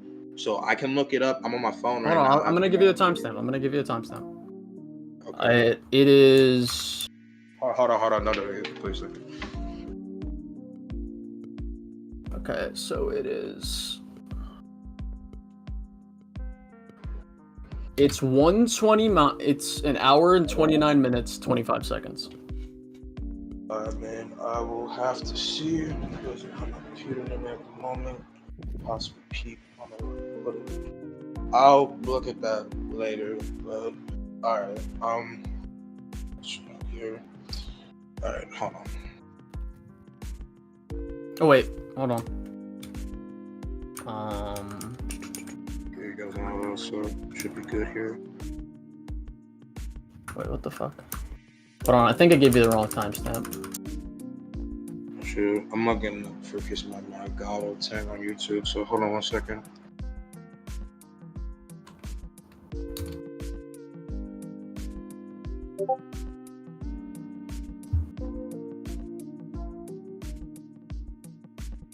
Wait, SK, you there? Yeah. Okay. You have a look at the things I sent you, by the way? Of course, now the software is being stupid. I didn't click on them because they're Reddit, so. I mean, with what I saw at first, it seems like they're breaking in for a random case of matter of wall. I'm still watching the rest, so maybe I'm not seeing the whole thing. It is breaking in to like where the funeral was held. In the water. Okay. Are you saying this is tied to the same border, or am I missing something? Hold on. So the only border, even if it wasn't the same border, right? That's what they still would. But that argument would be pointless because if they have another border with water, right? It would still be a matter of upgrading that security so that they can't do that. Do you understand that? Yeah, I understand that. I'm not trying to say that's not smart. I'm not trying to say, oh, they just only made defense for one. No, they probably did that, but I'm just thinking how Namor himself, because he swam there, the shit could I don't fucking know. If got over there, possibly the same way that he did his stuff, especially because how they did stuff wasn't at a technical, by definition, border. They did something else to make their entrance in. Like, it was a whole different form. No, the girl we see. Oh, let me just pull up the part. I can show it. Okay, because I'm watching the part, like the explosion, because the water leaks in. This is right outside. Let me just stream it to you real quick. I'm not gonna play it, but I'm just gonna show you. Is it on your stream? Because I'm watching like a direct clip. Well, I'm sharing my screen. I'm showing you the part. Can you see it? Okay, hold on. Let me go back to Discord. Here's from my phone. Let me try peeking out of this. How do I exactly see your screen? I'm sorry. Just click watch stream.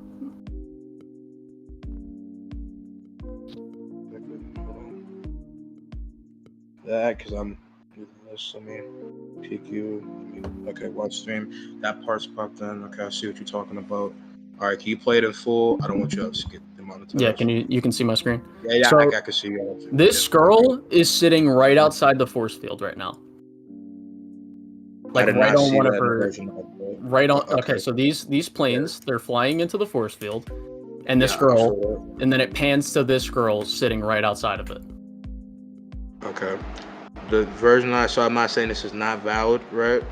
I did not see this Kiss the Matter scene, so that's where I'm wrong. Even if it's not the same, if they're just swimming in, then yeah, you're right that that's bad. All right, well, I can see to that. I mean, the other stuff, I still feel like it's valid. I just didn't see that in the part I got.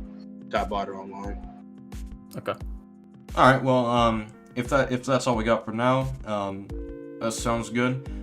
We got some other disagreements on the line, so. Gotcha, man. I appreciate y'all. Number one. Yeah, thank you for coming. All right, yeah, thank you. For do detective. Well, I think no. I think this actually he's deafened, so let me just. Well, detective something was waiting for a while. Okay.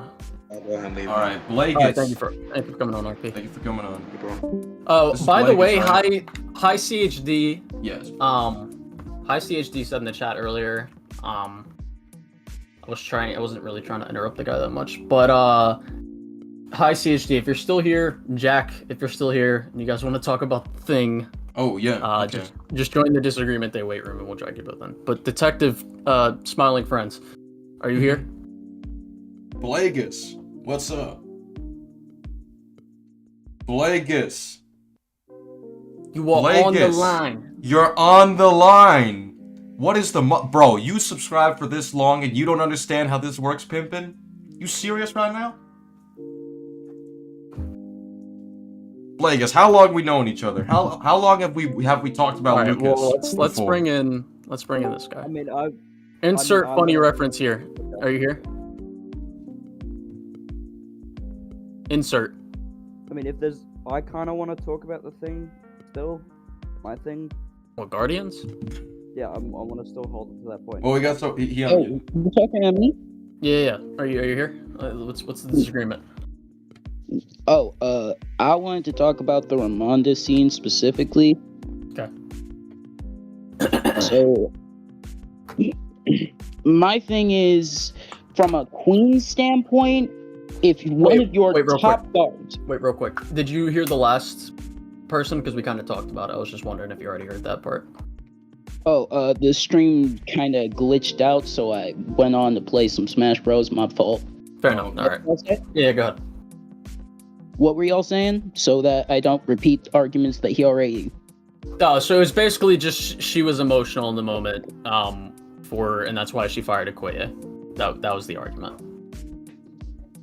Well, my thing is, you said that Okoye was her friend, right? Like, one of her most trusted allies?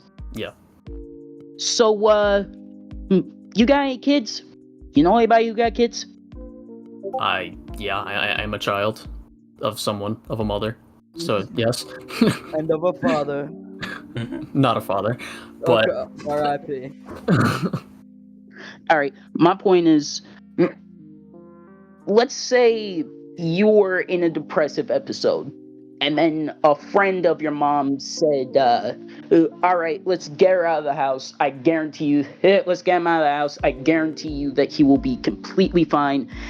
And then you get kidnapped.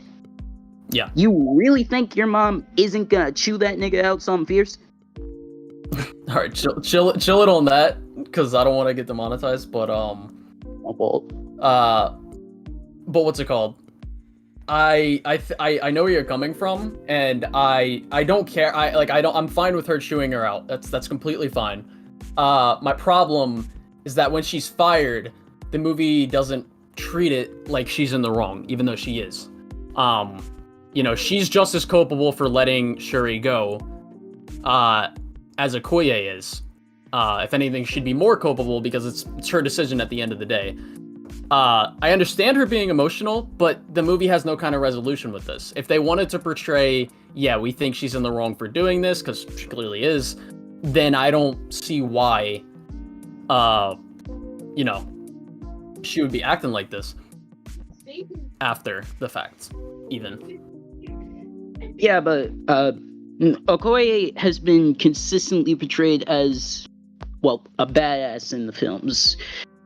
And if not for her input directly, Shuri wouldn't have left, period. So, yeah, but it would also fall into Ramonda as well. Fair. Okay. Also, I think that if Ramonda had the chance, she probably would have apologized later on, like much later. So, maybe that's possible. However, the problem is that I don't even think she needs to necessarily apologize. I think just her calling in Okoye and saying, yeah, we need you for this attack that's about to happen after Shuri is brought back to Wakanda, I think that would be enough. I think that would be a showing of, okay, I'm in the wrong, I need Okoye, even if she doesn't get the chance later to apologize. But the movie just doesn't do that. Hold up. How much time did they have after the attack? I think it was, I don't know. The movie doesn't make it really clear, honestly. Because we know Namor, after it happens, Namor has to go back. He sees the girl is shot, and he brings all his people together for like a council meeting or whatever, and then he's like, yeah, we're gonna kill Wakanda, and then we're gonna fucking fuck up the other people in the surface world. So I don't know, the movie doesn't make it clear how long it takes them to do it. But even if it took them, let's be like extremely fair and say it took them an hour to get to Wakanda, to start the attack, to flood it. I still don't know why she wouldn't call Okoye or the rest of the Dora Milaje and get them ready. Okay, yeah, I can buy that. All right. Hey, can I move on to another point? Yeah. So, about your arguments regarding the UN specifically, and how Paris and the US addressed Wakanda, and their attempts to gain access to vibranium that Wakanda wasn't about to share that freely. I don't think I talked about that. I remember earlier on in your video, you were talking about how stupid Paris was to try and... Oh, no. I was basically... In the plot and character section, I started off with how did France manage to break into one of the Wakandan vaults. The only defense I've heard for this, which I don't even remember it being in the movie, is saying it was a setup for, like, they set it up, to test if they would attack. If that was the case, I think it would be even worse, because the Dora Milaje just sit inside that vault for a long time when other Wakandans could have been shot right when they blown in. So I think that's really stupid on their part.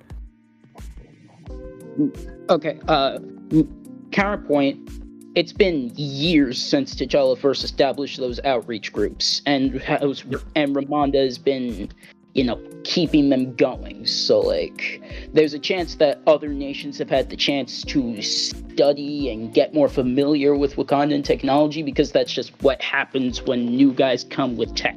No, I agree. They can study it. The problem would just come down to how do they counter it, because they have nothing really. Because if the purpose of them, like, they really want this vibranium, they need this vibranium, then I don't know how they blow off a vibranium door off its hinges or a vibranium facility, because it absorbs kinetic energy, and if they're just using regular tech. Hold up, are you saying that the facility itself is made of vibranium? More than likely, yeah.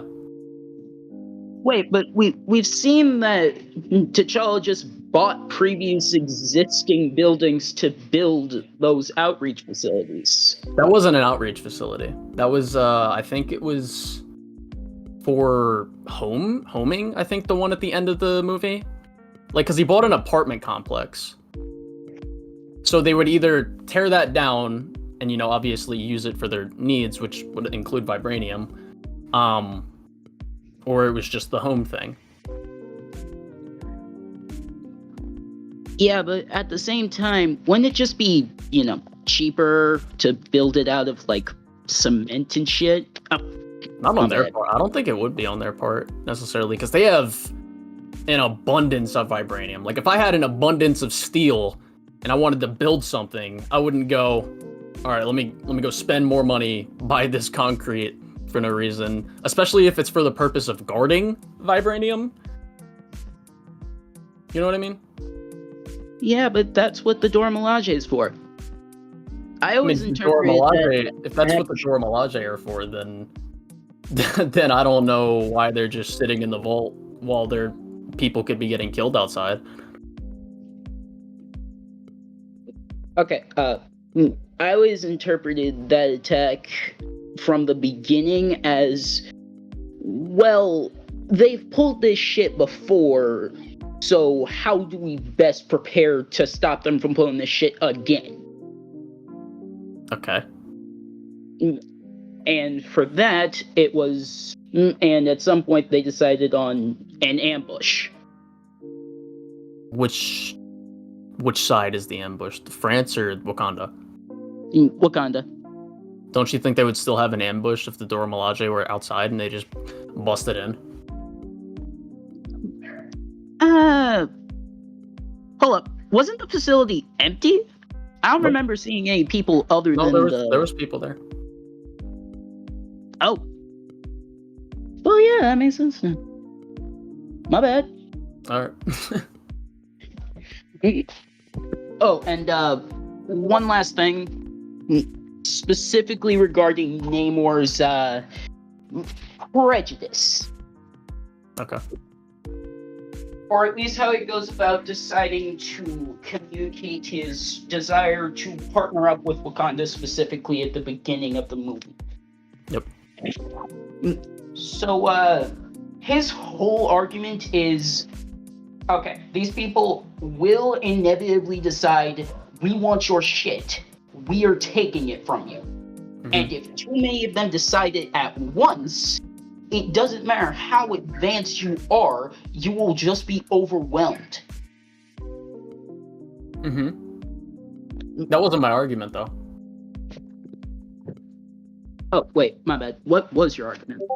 My argument was that throughout the course of the 8+ years that Wakanda has been around, and the case of, like, you know, 40+ years of history of, like, racism just slowly dying down, and especially at the point that they're at now, it's just rarely, not rarely, I guess, but it's just nowhere near as prevalent as it would be from the point where Namor would have founded those beliefs.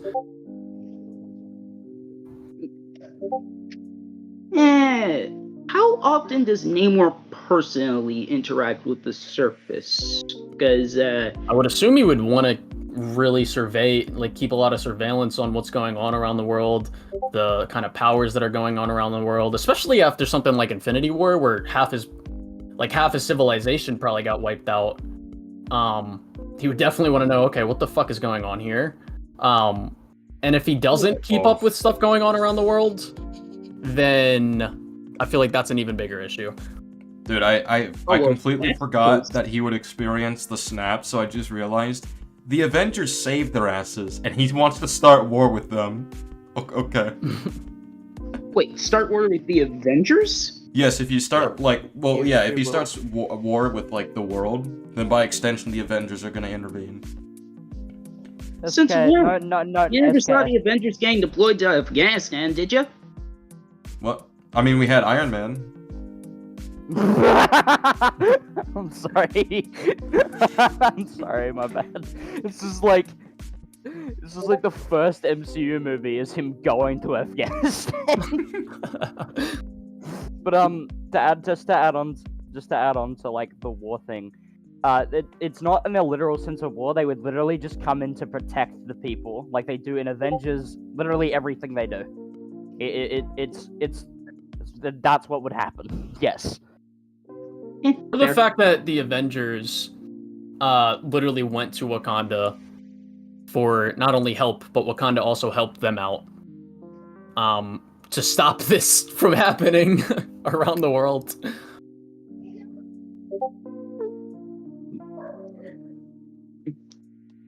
Sorry.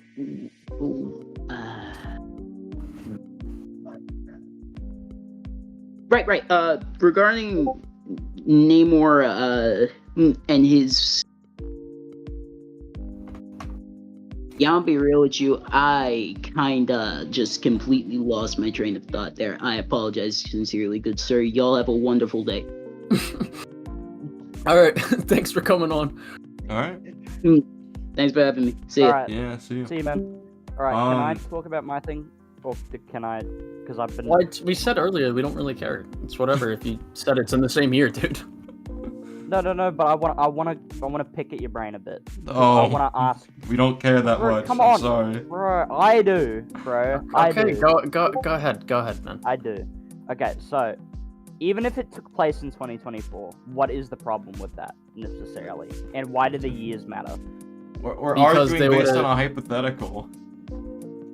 Well, my problem would be if they're going off the basis of what Thor is acting like recently and how he's just not in a condition to fight.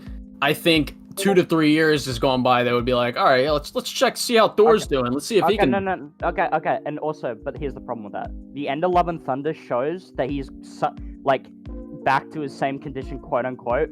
But when he goes to what? No, he's not. No, he literally has his daughter. They show that that's meant to be a positive thing where he's like found his purpose. That's the whole point. Yeah, he found his purpose, and him and his daughter are going then out he and fighting aliens. No. And literally, the way he does it is he goes out to the middle of a field, waits for the enemies to arrive, and so that they can attack all the innocent people, goes into the middle of the field and pounds down his hammer while the innocent soldiers that are defending themselves are there, killing them as well. He's a fucking idiot. Still. Okay, he also took out the army of... Hold on. No, but he didn't have to do that. The problem with him waiting till then is the reason that's a problem is that he didn't have to wait for them to get there and he was dicking around with his daughter. Dude, I feel like... And then he was... I don't know if I like this whole line of reasoning, because taking, like, character mistakes that are made, as in, like, writing mistakes, and then saying, well, this is why they wouldn't completely trust them, I feel like it's a bit of a... What's the word? I don't know, it's a bit of like a gray area with this stuff, because I understand it sometimes, like, obviously with Spider-Man in the MCU, people don't want him on the team, if he, like, does something really stupid, like Iron Man, for example. It's like, okay, you fucked up, I don't want you on the Avengers. My problem is that they don't, even if they check in with Thor is either way too busy doing his stuff that they wouldn't have a meaningful conversation because he's going around doing what he's doing, first of all, to figure it out, and secondly, like, there is a potential that he's gotten better, but they would have to see that in combat, and from what they've seen, they're busy with their own stuff as well. Well, they could ask about his life right now. His life right now, he has a daughter, he goes around on a ship, and he protects people. Sure, fine, on the basis of that, but that's also under the events of what happens in 3. If he comes in late and he does things wrong, that screws up their operations and their things. They are on a time scale and they cannot wait for somebody who is potentially busy. Couldn't you communicate with him on how to enter and how to do this? It's dependent on what he's doing, what he isn't doing, and also it's dependent on what they have to do on the mission specifically. Because, yeah, but like you can have him on comms while he's going over there. I guess, but like, yeah, like, do you think Thor just doesn't stop to take a shit every once in a while? Like, you don't think they can have a single conversation with him? I think that they can have a conversation with him, but I don't think it would bring anything meaningful, and it would overall be a bad idea because of how his track record in the past, especially with what they dealt with. I don't think I agree with that. His track record's great in the past. I mean, Infinity War, and what he did in Wakanda, really when he saved all their asses, that was, ooh. Okay, well, the reason I'm bringing this up is that the timeline says that it's 2025, but evidence in the movie says that it's like 2024, more so. But then the timeline outside of it, when it released on Disney Plus, said it was 2025. All right, whatever. I don't care about this stupid timeline. This is a hypothetical point anyway. I don't care. We got disagreements. But you would just say that is. I don't care. I don't care. We have disagreements here. I guess we'll try Jack Carito. He wants to talk about my adventures with Superman, and I want to test it. Jack Carito, you're on the line. What's the disagreement? No, I'm muting you, SK. Why? No, you're fat. I'm not. Okay, you will be kicked. You will be banned if you mute me. Wait, how much have you seen of it? What do we do? What is your disagreement? He wants to talk about my adventures with Superman. I haven't even watched the whole show. I've only watched like 2 episodes. Didn't you have defenses for Black Panther? I want to hear that. I was asking. I thought you said you didn't like it, so. I don't like what I've seen from it, but yeah. Jack, don't you have defenses for Black Panther? I want to hear it. Jack? Okay, fine. I unmuted. What's up? Don't you have defenses for Black Panther? Oh my god, bro. I have it's less about it's yes defenses but more so questions at the same time. Is that allowed? Okay, yeah, let's hear it. Yeah, because I was talking about it in the waiting room. All right, yeah, let's hear it, Jack. Wakanda Forever, you said the biggest problem, a lot of the criticism stuff from Namor, correct? Yes. What's necessary? Okay. Is it about his motives and like? Wait, did you watch his video? It's literally everything. No, I. Okay, so then you're out pimping. Talking about something you don't even know watch about. the video, then Stupid ass. Fucking garbage ass team. What we talking about here? All right, pull someone else in. Cracky. I think Cracky's been waiting a while. Oh, he's on PlayStation. Okay. Grab another. I think this guy's been waiting. Optimus Prime. Are you here? Am I live? Yeah, you're here. Oh, hold on 1 second. Fuck. Volume. Okay. Am I good? Or... Yep, you're coming through. Sorry, my volume doesn't seem to come through. Give me a second. Shit. Hold on. Sorry, I can't hear properly. What about now?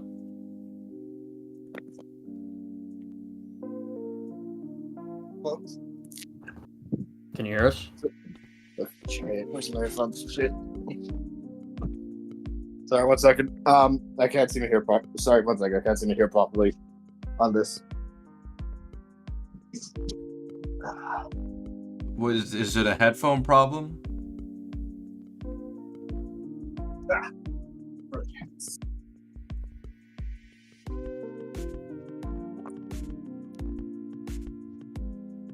All right, pull someone else. This is taking too long. Am I audible now?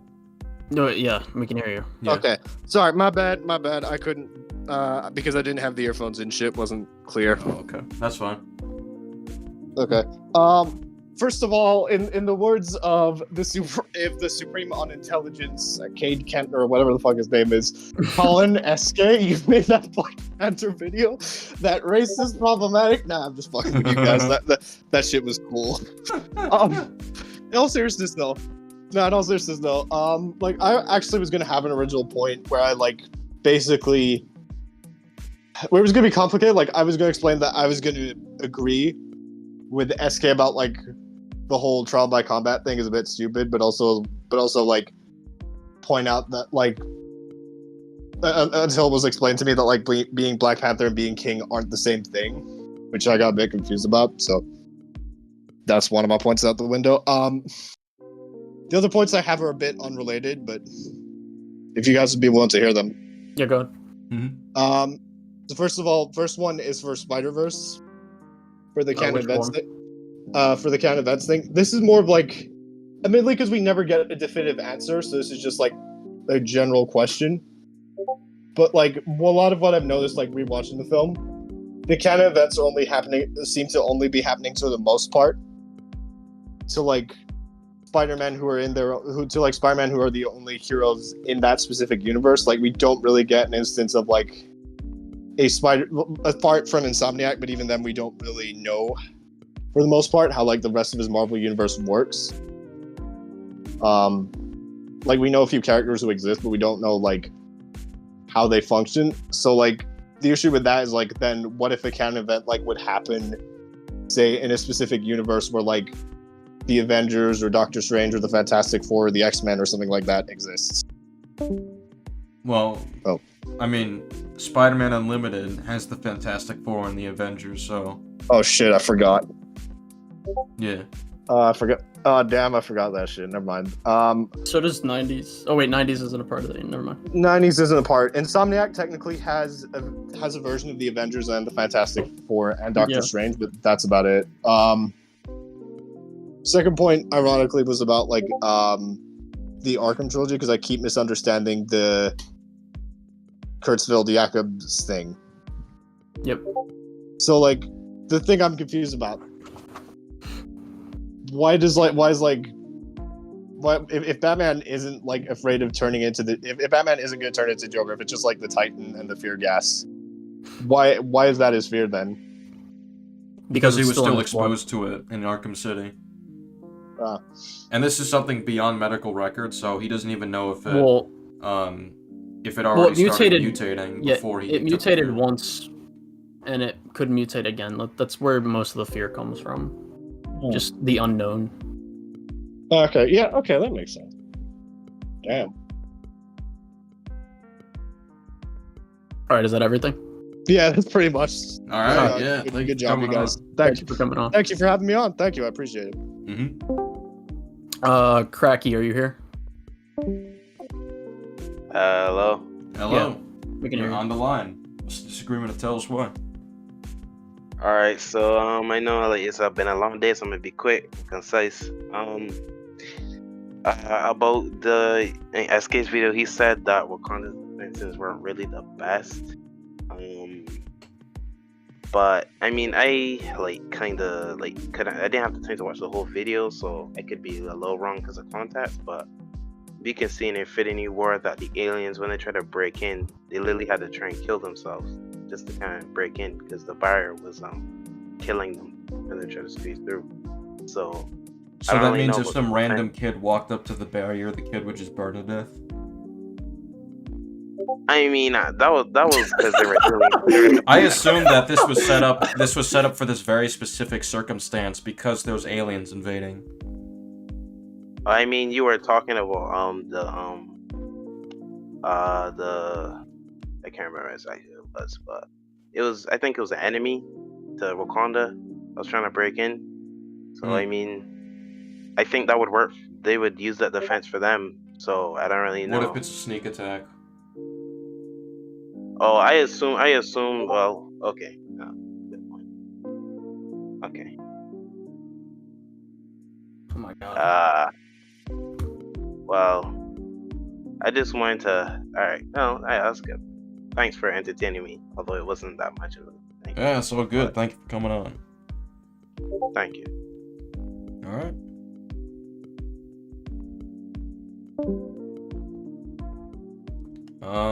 All right. Let's do. Why the fuck is bring Jack Carito here real quick. Why? Just so I can say one thing. Just one thing. Alright, I'll do it myself. Fuck. Jack Carito. Do you have a disagreement?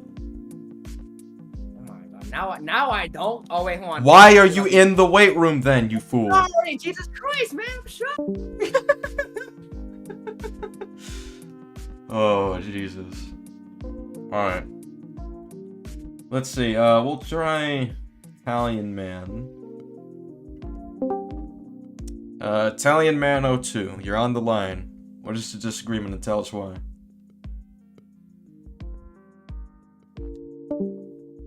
Okay. Bring in Jalapeno, I think he's been waiting. Jalapeno, are you here? Hello? Yep, you're on the line. What is your disagreement? Okay, so my disagreement is slightly on the kind of on both y'all's videos, but just a small little thing. Gaga. SK, if you don't mind. Yeah. On the part where you said T'Challa's father isn't technically suited to do King, merely because of like his age or he's not able to fight. I think I just need a little bit more of an explanation on that. Okay. He died from the bomb. T'Challa survived. The reason is T'Challa has the Black Panther serum, so he's the dedicated warrior. Okay, yeah, that kind of makes more sense. Oh, also, I just wanted to say sorry without the introduction. I'm a big fan of both of y'all's videos, and y'all also helped me through depression. Oh, that's thank awesome. you. Glad to hear that. Glad I could do that for you. Thank you. And now for Colin's part of the video. Yeah, go ahead. Okay, so on the point, on the fact of Riri or whatever young Ironheart's name was, I'm pretty sure that's her name. Yeah, it's Riri Williams.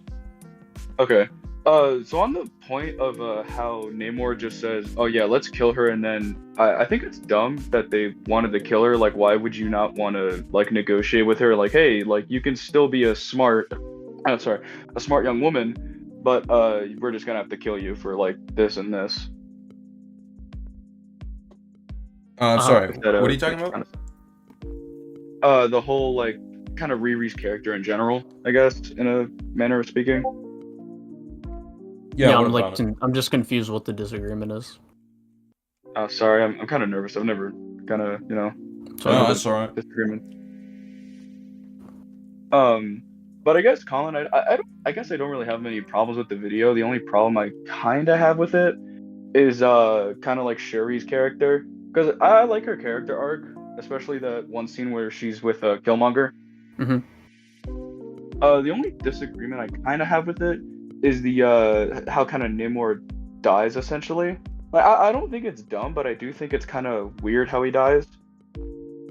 I just think it's kind of lame, honest. I mean, he doesn't really die, but like the fight itself, I just think it's kind of lame. Granted, I do feel like Namor kind of should have died due to Civil War and what T'Challa did with Zemo. I mean, he didn't kill him. True. Anyway, I'm gonna go because I have to start making dinner with my mom. So, okay. Love you both. Keep doing amazing content. Awesome. Enjoy your dinner. All right. Later. Have a nice evening, both of you. You too. You too. Joseph Keen, are you here? Shit.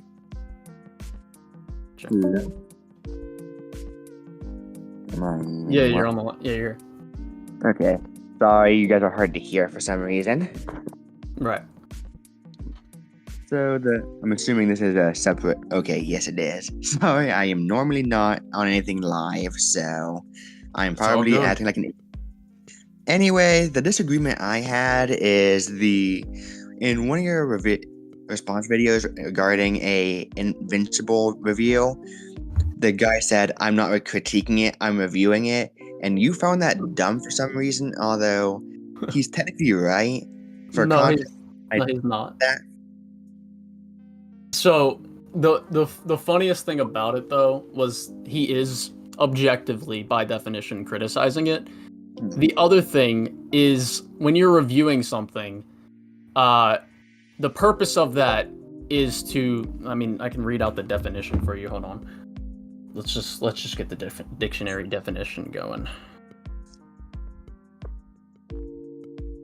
So the purpose, there's two definitions. A formal assessment or examination of something with the possibility or intention of instituting change if necessary.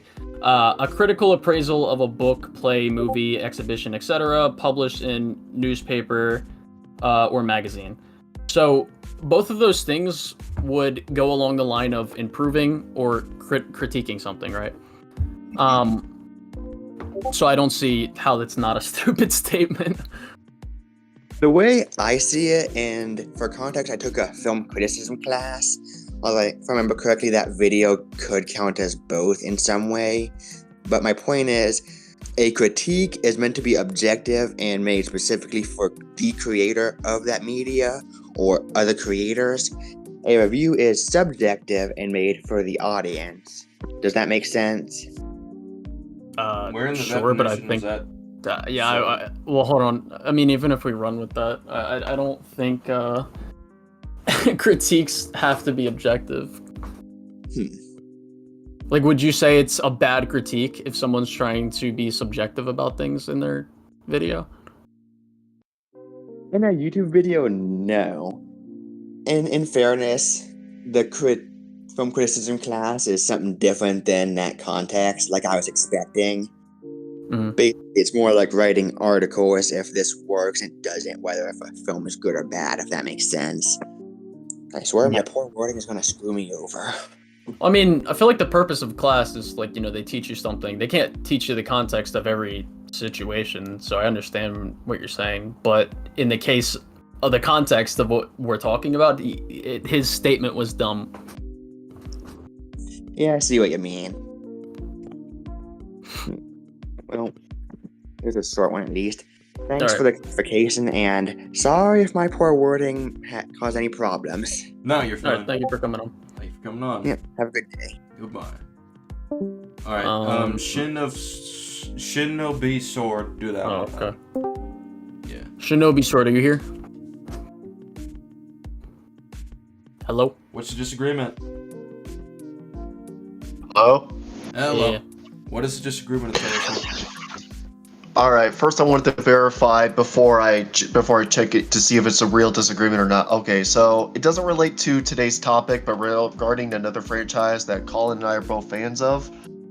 It's regarding The Last of Us, particularly Part 2, which controversial take. I do like it more than the first game. I do too. I guess I want to first ask the question before just to see where you stand. Like, do you think Joel in that game was character assassinated? I don't think he was character assassinated. I think the scene, I wouldn't call it direct character assassination. It's just the scene of his death feels out of character. The way I would look at character assassination, I wouldn't say if someone makes a dumb decision when they're normally smart, I wouldn't call that character assassination. It would just feel out of character. The way I look at character assassination, if it just like blatantly goes against what the character stands for, the arcs they've learned in the past, shit like that. But in the case of Joel's, I think the way he dies is just out of character. Okay, so we do disagree then. So I disagree with I do think he was character assassinated, and if you pay attention throughout the series, like you could probably pull up some clips from the cutscenes throughout the first and second game that contradict the whole, Joel being a veteran of the zombie apocalypse and always being on his guard. Like, even before, like, for example, an earliest example is even in the very first game, before, when the whole world is just now going to shit, you see that they're on the highway, and Joel's like immediately like, hey, keep driving, we got a kid, so do we. Right. And like he's already that's how he's first already established in the first game. So the fact that Joel in the second game lets his guard down, I understand I looked further closer to the scene because I played these games multiple times, so my memory's kind of fresh. It's had a big impact on me. I'm trying to word here. This is my first debate, so I apologize if I stutter and get nervous because I'm usually not good at communicating. I also have autism. Fair enough. That's alright, man. Yeah. I remember scenes like in one of the flashback scenes during the first half of the game where like contradicted the whole. Well, even though Joel, like, I've seen the argument people make the saying, oh, Joel let his guard down and he got soft because, he was all those years he was spending and living in a comfortable gated community with Jackson and Ellie. But then there's the second flashback. Yeah, I wouldn't make that argument. Okay, well, hold on. You would see that Jill would still be protective of her, keeping the secret of her immunity away from the other people in Jackson. So that shows that they've been living in Jackson even for some time, and he's still being on his guard. He's still being careful. Yeah, I agree. And when we're talking about character assassination, obviously this doesn't just apply to Joel. This also applies to Tommy because they're both veteran survivors. Like, you don't survive the zombie apocalypse for over 20 years and then just suddenly just become more comforting with strangers. I think there's even notes throughout the game where if you're looking, like, you read some of the collectibles, you see that it mentions like how they would trade resources with the outsiders. And they would be cautious. That's why you obviously they have the the electrified fence, the walls to make sure they don't just run up on them. So it's still there's still an obvious contradiction with like, why would he let his guard down with Abby? Like, I get you're in a death or life situation and you're trying to be friendly, like when you give your names to her group, but it's something about it still feels off. No, I agree. I agree with what you're saying. I don't think it goes against. My thing with that is I just don't think it goes against his morals or beliefs or his previous arcs that he's gone through. I just think he made a stupid decision and he was out of character.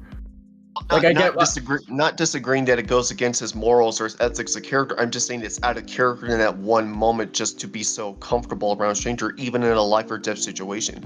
Because like I think there's even some now. I don't know if probably gameplay doesn't count because it's probably not canon to the story since that's out of the player's control. I think there's moments in the story. I might be misremembering this.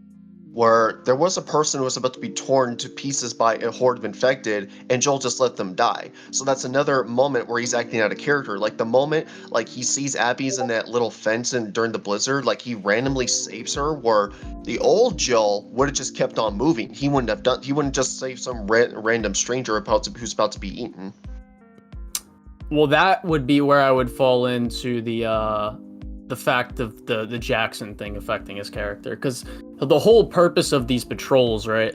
The old Joel, before developing, I don't think he would be out on patrol protecting this society or this civilization that they've had brought up. I don't think the old Joel would be doing that because I think it would be very much selfish in regards to wanting to keep himself alive. However, I think when he gets into a community and sees to stop working and fighting for himself, really only, because that's the whole point of his arc in The Last of Us 1. It's like coming to be, like, get connection with people again, once again. Yeah, like learning how to love again and not be so selfish. Like that shit. So I think that part would be a good defense. Like I think the village and the town thing would be a good defense for the case of him saving Abby. But for the case of him letting his guard down, no, I don't think that works. But it's like in the moments of like in the zombie apocalypse, in fictional or in real life, there are moments where you have to be selfish for your own survival, even if it means doing fucked up things. Yeah, but like it's very unfortunate. The problem I have with that is, for all we know, Joel was, scouting out. Like he heard the infected crowd coming, and then when he picks up Abby, they don't really know where they are. Like, we don't know what Joel is doing beforehand. So if he just walked by and saw Abby doing this and he's like, okay, let's just save her real quick, then I just don't think it's out of character given his growth as a character. Well, I can understand, like, if he was saving a stranger, like, from who's about to be torn to attacked by clickers, if it was like somebody he recognized or thought somebody he knew, but he just saves a completely random stranger, and again, that's the first game characterized him as that he wouldn't just go out of his way to save someone unless it's someone, he's grown attached to, like Ellie, went out of his, like his brother Tommy. Well, yeah, I was gonna say he went out of his way to. Well, that's the. It wouldn't just be. I don't think it'd just be for people he cares about.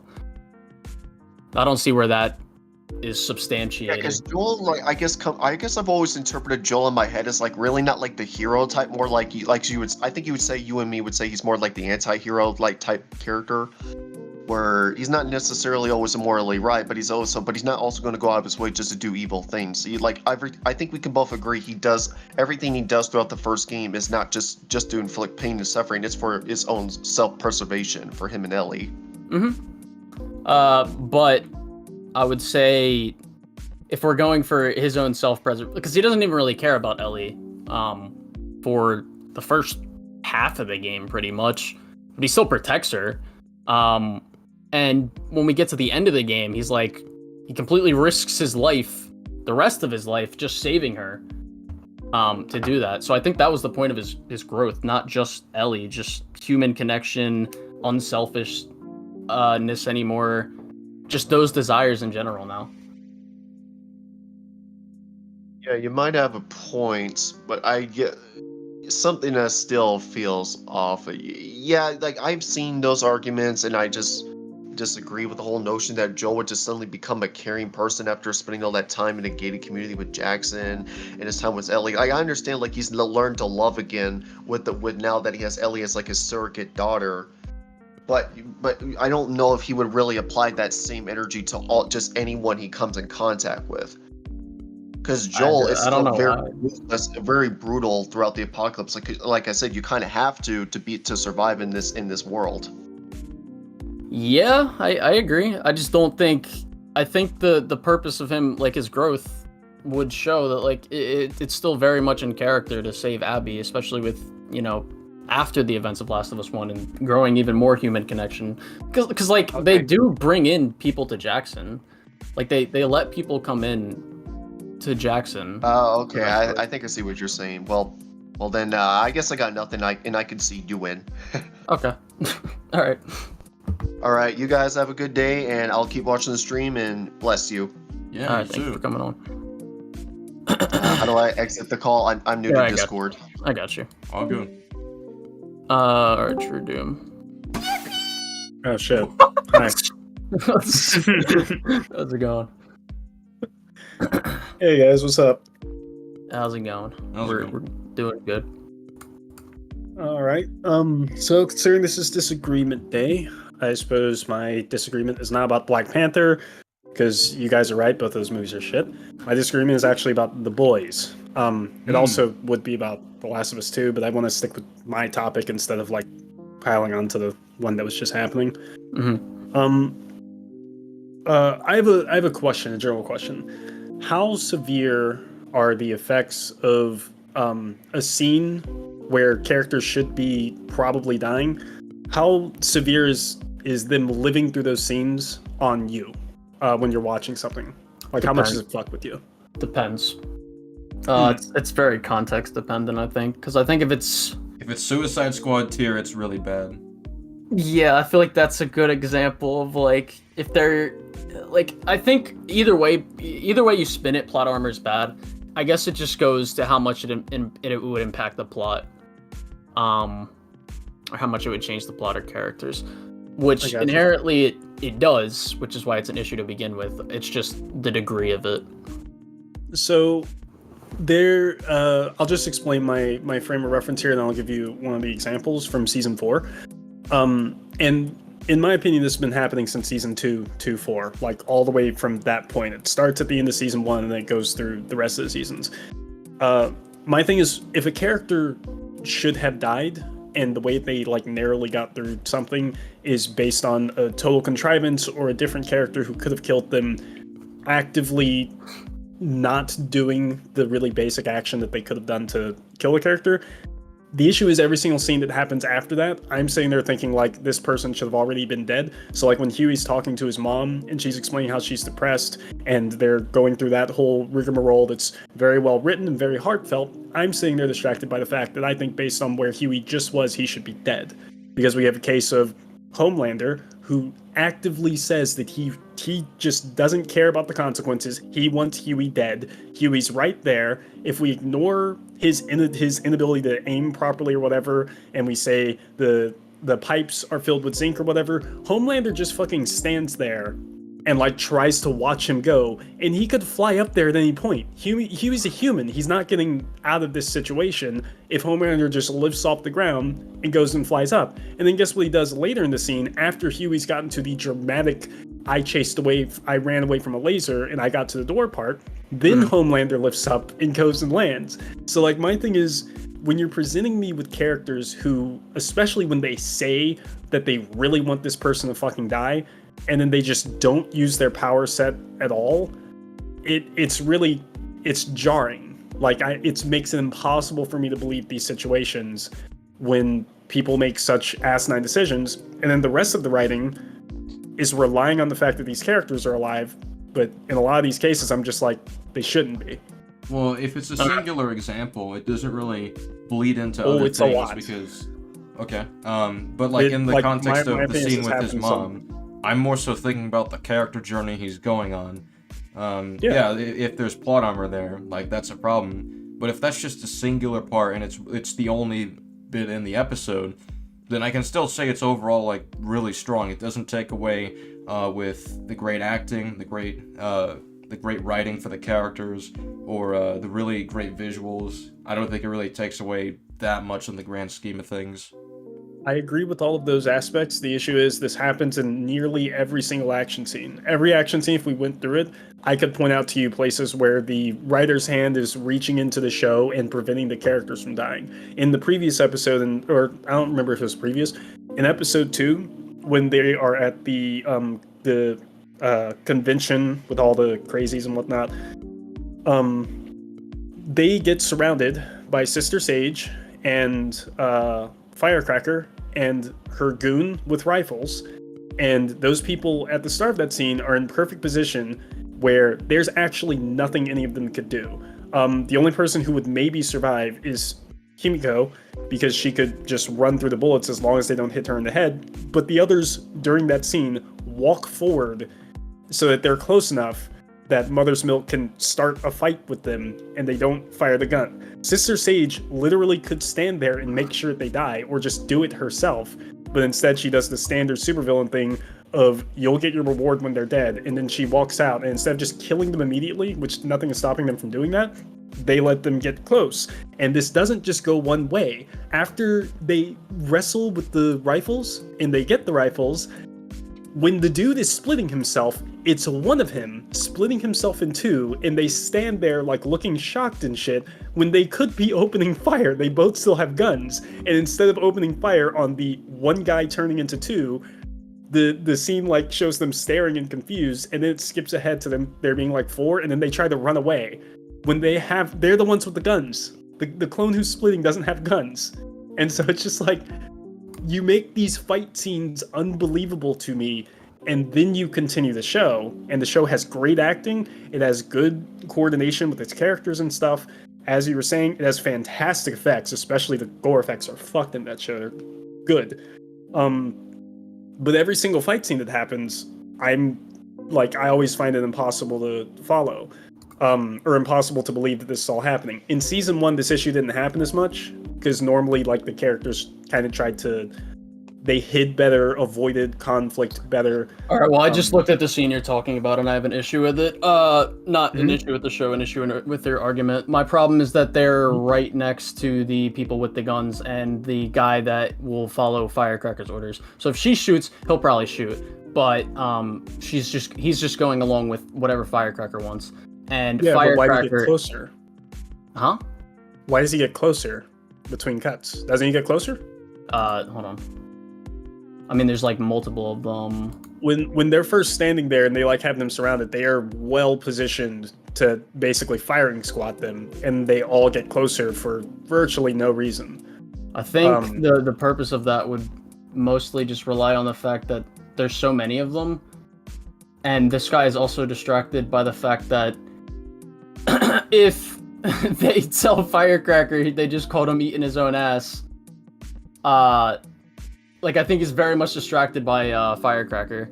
Doesn't he have a good reason to open fire immediately then? Especially after Sister Sage says you'll get your reward. I think she says you'll find out what your reward is as soon as they're dead. Doesn't he have more reason to shoot them immediately? Well, if they shoot him, if the dude shoots him immediately or whatever, it might go against whatever Firecracker wants. So if Firecracker doesn't take the decision, then that would be a problem. Firecracker clearly wants what Sister Sage wants, and she's happy about that. Right, but he's just waiting for the confirmation, I think. I'd say it's a bit of a stretch, but how you feel about the when Mother's Milk and Frenchie have the guns and Bro is splitting? How do you feel about that? Because that's another one of those pacing things. Like I had an argument with somebody on your server a super long time ago about how in the Justice League movie, when Batman blocks Superman's laser when he's standing in the field, they were trying to say that's a light speed feat when it's very clearly not. No, it's just plot armor. Well, yeah. But what's it called? I don't see the issue with when they have the guns. I'm confused. When they split? Hold on. Let me pull up the scene myself, actually. I can give you a specific timestamp and all that. Well, I mean, I'm looking at it. You're saying when they have the guns, but they ran out of ammo when they're, like, shooting back and forth at each other. No, they ran out of ammo when they're shooting back and forth. I'm saying before that, before they leave that room. Like, before they leave the room, the clone dude is splitting in front of them and they're watching him split, and we get that really sick effect where like his body, his skin stretches and stuff and forms the two of them. The entire time they're watching that, they have the guns that still have some ammo in them, because when they run out of the door, they run, end up taking cover, and then they take shots back, and then they run out of ammo. So it's like, you still had bullets in your gun. You didn't. No, I even agree. try. I agree with this part. I just didn't agree with the beginning part. No, I can agree with this. I gotcha. And it's not. I don't think the boys is shit or anything. Like, I don't think it's absolutely terrible. I My just only like, my only discretion right now, like, I think MM and Frenchie should be shooting at them for sure, 100%. I don't know why they don't. Writers need them to have their extra fight scene with the more clones, because they made the clones separate so slowly, and had him do it while they're staring at him. That's just my only thing would be the clones look like they're very much controlled by the head guy, and I don't know how much control or how well he is able to control them. So I don't think it's plot armor necessarily for the boys, but I do think it's stupid that they don't just shoot him right there. Yeah, I agree. Yeah. Also, I'm but pretty for sure the that is Homeland, the I wanted to head go guy. back to the Homelander thing. So my thing with the Homelander thing is when he's using his lasers, right? We would agree that Homelander sees his powers just like he's above everyone else. Like, he doesn't want to put too much effort into things he sees as lesser than him. We would agree with that. Absolutely. Yeah. So I think that's very much the case of why he's using his lasers in the beginning. I also think once he fucks up and cuts someone in half, that's when that impulsive decision to kill Huey is kind of like messing with his emotional state, which is a very big factor on Homelander, especially with how he goes about fighting people. He states that he really wants to kill Huey, and he doesn't care what the chick thinks. I'm talking about but he does still care about his he public. says that. He says that before, though. He says that before he accidentally cuts someone in half. So No, I know. Immediately, why doesn't he chase after? Well, Because he's the immediately. hold on. Okay. The immediately thing would fall upon the fact that he doesn't view Huey as a threat. He thinks he can kill him very easily. But after this fact, there's more on top of that.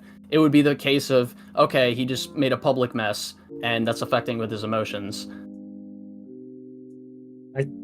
My thing is, I don't think he cares. I think especially the most consistent thing about Homelander is that when he cares retroactively. Like, hell, when Sister Sage was interrogating the friend of what's her name? Starlight's friend, she says that she was the one, and then he immediately lasers her in the face, and he has absolutely zero remorse until Sister Sage turns around and is like, what the fuck is wrong with you? And then he shows that remorse. That's a consistent thing throughout the entire series. It's one of his strongest traits, is that he's very emotional, very reactive, and if he ever regrets something, it's always after the fact. He always thinks he's right in the moment that he makes a decision. Which is going with my whole thing of when she's like, no, don't do it, you're gonna end up outing me, and he tells her he doesn't care. That to me is, there's nothing stopping me from getting that guy killed because I'm sick to death of him. And then he doesn't use all his arsenal to go, like, he could literally just fly straight up there, go through the thing and splatter Huey, and no one would really understand exactly what happened. I just don't see what my only contention with that is two things. The emotional thing would come from him lasering the innocent people, affecting his public image, because you're saying he doesn't care about Victoria's implications or whatever, because he wants her to be revealed anyway. But what he doesn't want at all is for his public image to be tattered. As far as him not flying up with Huey, again, I still think that just falls on the lines of like, yeah, he thinks he can fucking just do this very easily. And that's how he pretty much approaches most fights. So I just don't see the difference between, if he flies up there and crushes the vents or whatever, from Homelander's perspective, he's so wise and so much more powerful than any human ant. So I think he would think his lasers would be enough. I don't think he expected A-Train to run him out of there. Well, no, yeah, no one would, but my whole thing is all of this stuff happens prior. It happens prior to Huey getting to the position where A-Train can even save him, and it happens prior to him accidentally cutting that lady in half. Because the reason he cuts the lady in half is because Huey gets far enough away that the lights can be triggered by I actually don't remember who triggers the lights. But yeah, MM triggers the lights, and that's what causes him to miss his laser. And like my whole framework here is that all of the time up until that point, he doesn't fly. He doesn't lift off to go after Huey, and he has every reason to. Like, the only way that a situation like that happens is if a character is chill about things. Like, if he's really chill about it, he's like, oh, Huey is an important watch, I'll splatter him right now, and he did that, I wouldn't have an issue with the scene. The issue is, he gets really pissed off, and then is handed, here's the biggest consequence for what you're about to do, and he's like, I don't fucking care. And then he stands still. No, the biggest that wouldn't be a consequence to him.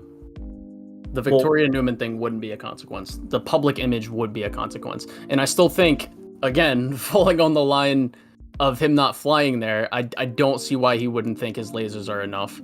This isn't someone who Homelander views as a big problem physically or fighting wise. He only views him as, okay, this guy's fucking with my shit right now. Well, continuously over like years now, he's been. Well, yeah. I know. So I don't know why he wouldn't think his lasers are enough, especially given how Homelander acts and views humans.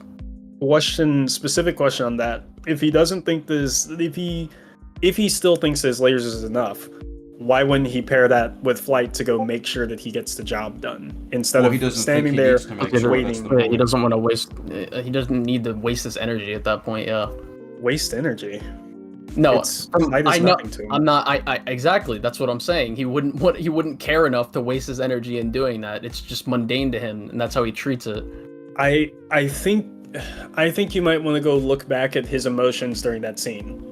Because it's one of the angriest he's been during the scene. Like, that's the thing that gets me, is if his emotions weren't that intense, I wouldn't have as much problems with this happening. He's really angry. Oh, there's a rat up there. Well, no, he's really angry in the what scene was I talking about? The scene where he lasers that girl's fucking head off. Or like just straight through her skull. Like, yeah, he's really angry there, and he just boom, lasers. That wasn't anger, that was pettiness. He was literally looking for the opportunity to screw Sister Sage over. Wait, what? Which, the scene where he lasers Starlight's friend's face? Annika? Is that her name? Yeah, the tech lady. The surveillance tech lady. When they're in the office, and he thinks that she's the leak. Oh yes, I'm pretty sure Sister Sage and him are there, and they're all sitting in chairs, and he lasers her in the fucking face, and like they're all in chairs, right? Except Sister Sage who's standing. I'm trying to make sure we're talking about the same scene. Sorry. Yeah, well, I mean, in that scene, he gets angry, and then he has to calm down because that's what Sage tells him to do, and then as soon as she says, "I did so and so," he fucking lasers her immediately. Yeah, and then he stands up, and Sister Sage is pissed off, and she says, I don't remember what she says, but his response is, I guess I am that petty. So it's not like he wasn't pissed off and lost control. It was literally he was waiting for the opportunity to get back at her. But he did get pissed off and made an impulsive decision. Like, he can say he's petty, but why? That wouldn't come down to... It wouldn't come down to Homelander's literal words. It would come down to what we see in the scene. And in that scene, before he lasers her head, we can tell he's clearly agitated.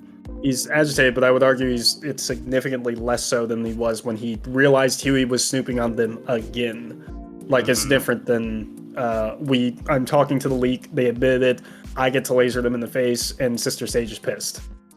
And like, there's some amount of agitation there, but I don't think it's anywhere near the same as this motherfucker has been screwing me over for years. He's just a human, he's a rat, he should be dead already.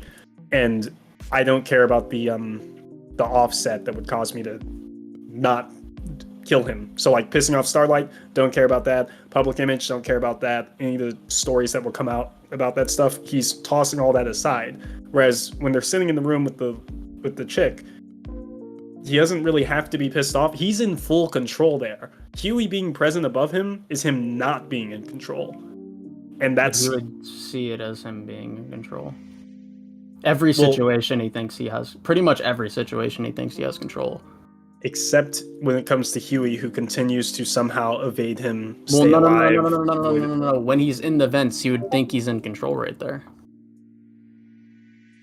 To a point. I don't. Well, because you want him to. Because your whole thing is you want him to fly up, and do the job as efficiently as possible. But that's just not Homelander's character. But I think there's a lot of cases where he does when he's in a position to. Especially the angrier that he gets. Like, it's also a wonder that back with the fights with Butcher, I think in season 2, I think it was, without the powers, it's a wonder in some of those cases that Homelander doesn't splatter him, but I always counted that. I wasn't as harsh on that, but I always counted that towards, like, he kind of has a closer relationship with getting rid of Butcher, whereas Huey is literally a pest that the only reason he slows at all about any thoughts about Huey, as far as I can recall, is that he's Starlight's squeeze. Mm-hmm. What about it? I don't see what the correlation is. I was trying to detail the difference between how he views the characters in question. That basically, Huey. I'm talking, yeah, but I'm talking about. I'm not talking about how he views the character specifically. That's kind of a part of it. But I was arguing beforehand was he views any human, no matter who they are, as something that's mundane. It's nothing to him, right? And I'm arguing that Homelander has never really been an efficient, tactical fighter. He kind of just does things really badly a lot of the times because he's not a good combatant. And he, his arrogance and ego kind of gets in the way of shit. So does his emotions, just in general. So isn't he kind of hyper lethal in several cases though? Where, and when I say hyper lethal, I don't just mean with the lasers. I mean he'll go through walls to kill someone that he wants to kill. When? That's actually what I was trying to remember. It's 4 seasons worth of show, so I'm like, yeah, I get that. yeah, sorry.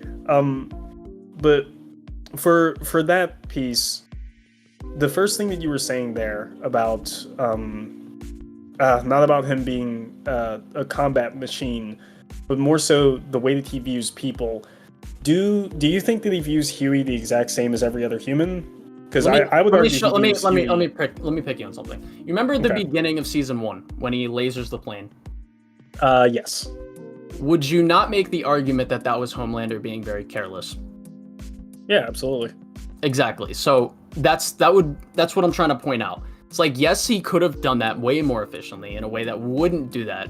But a core part of his character is he goes about a lot of these situations in ways that may be simple for him, but he doesn't really think about the consequences of things earlier. He just does his thing, even if it's not the most tactical or efficient method of going about it. I need to look back and see examples of well, that all was the actions the Homelander plane is example.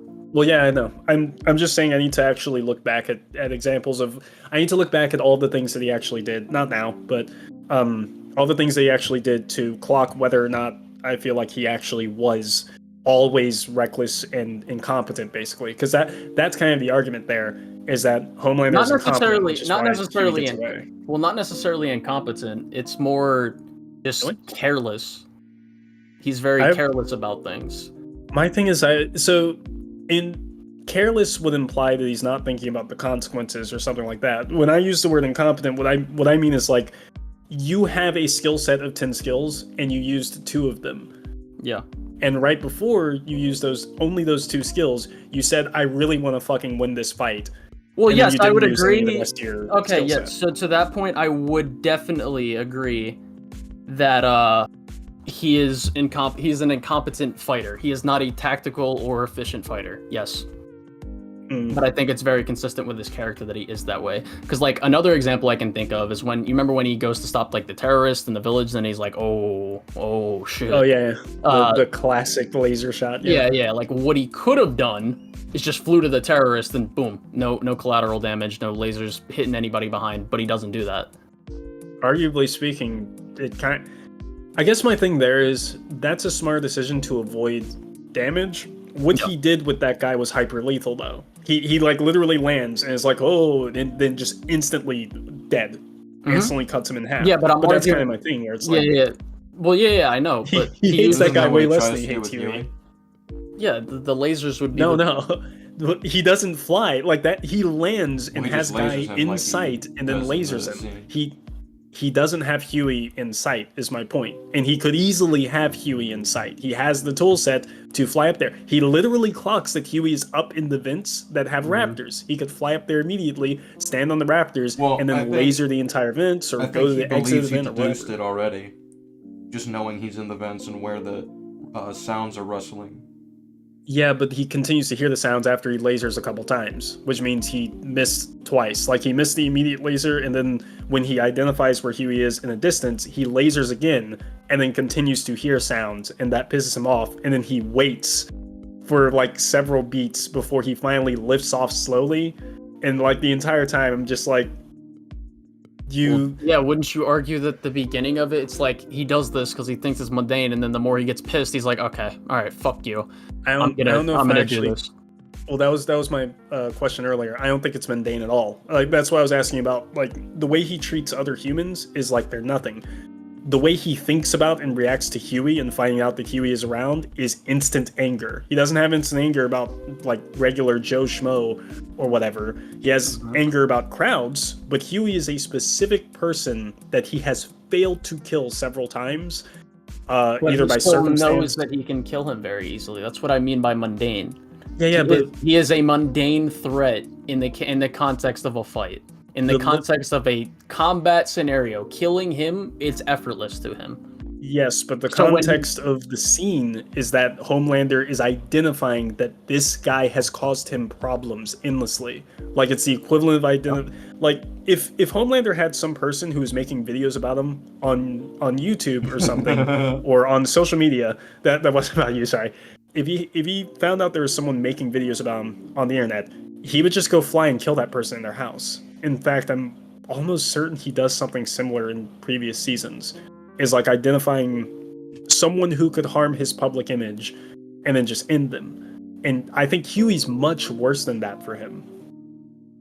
Yeah, but the context of what we're talking about, like flying to someone's house and then killing him, like, I don't even think that happens in the show, but even if it did, right, let's run with it. That would be to get there. If he got there, he would just boop, laser, you're dead.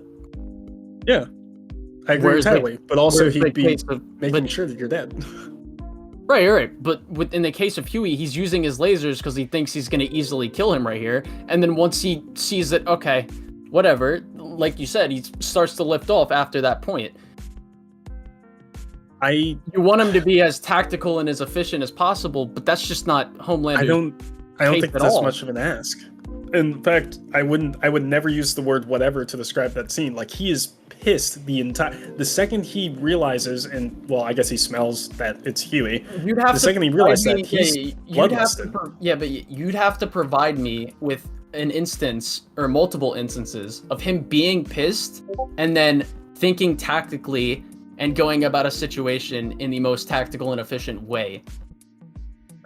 I guess I'm trying to figure out why using your flight ability to get close to someone that you know where they are to kill them is considered tactics. Like, I know it is tactics, but like, why is it such a huge ask? Because like, he has his lasers that reach. Well, because he has his lasers that reach however far, and he doesn't even need to move a muscle if he thinks he can just kill him like this. Yeah, but he misses twice and he gets repeatedly angrier each time that he realizes that Huey's still alive after the first laser and after the second. And at that point, I'm like sitting here like tap on the shoulder, brother. Did you forget you can fly? The further he evaded him, the more lethal he got. Yeah.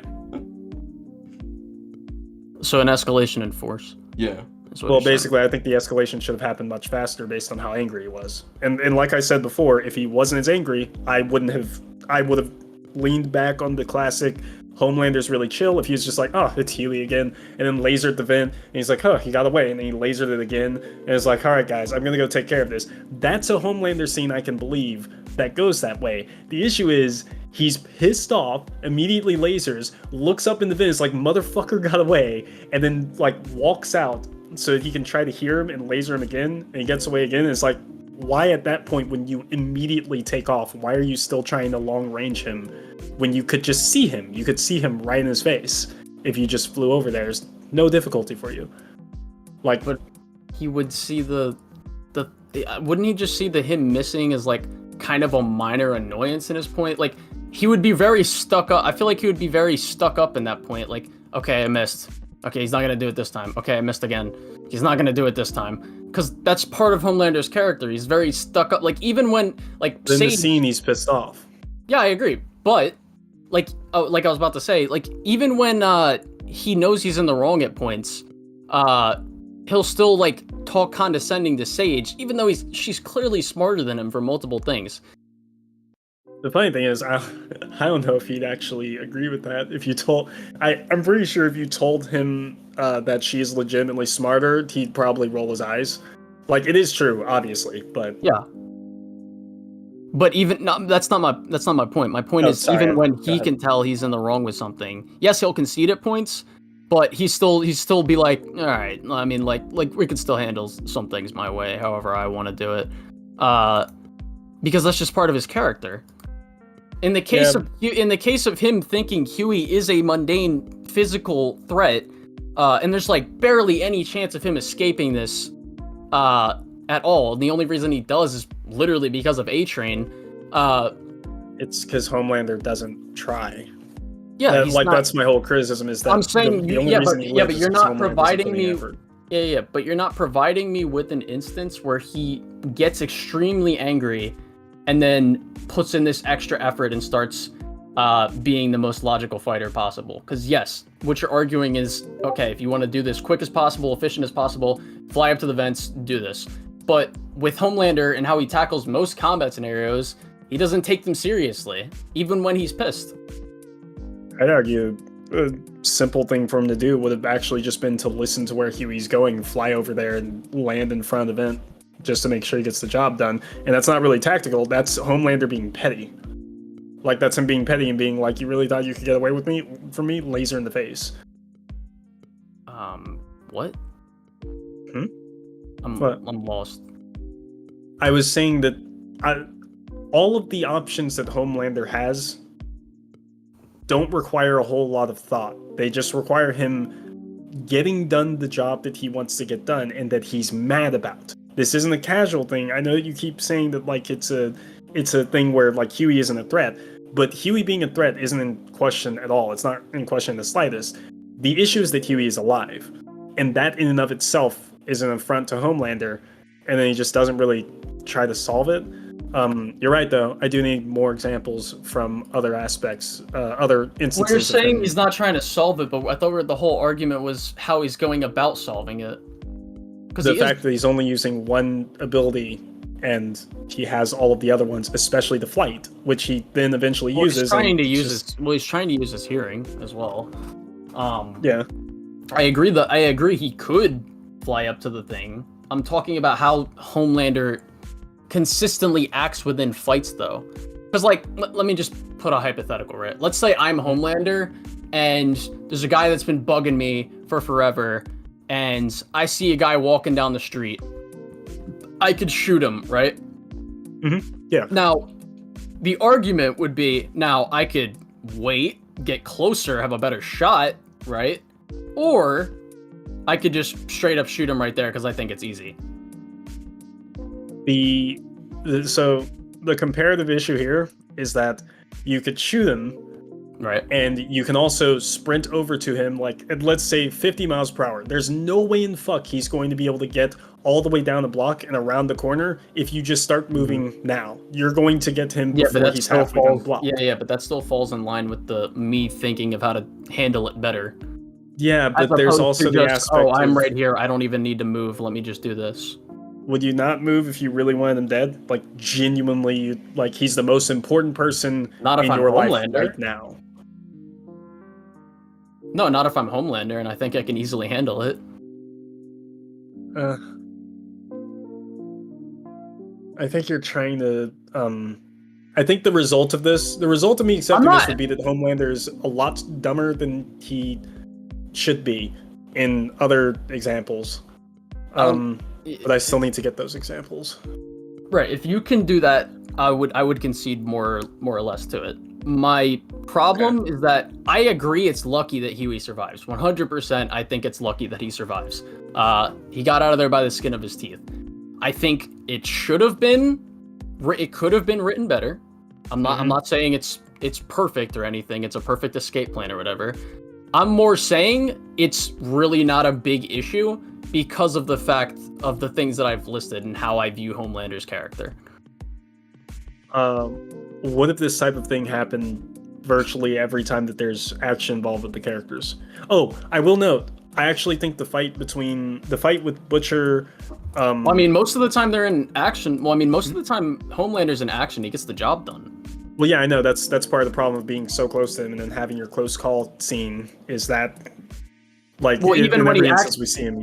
Even when he acts very mundane about things, like you remember when he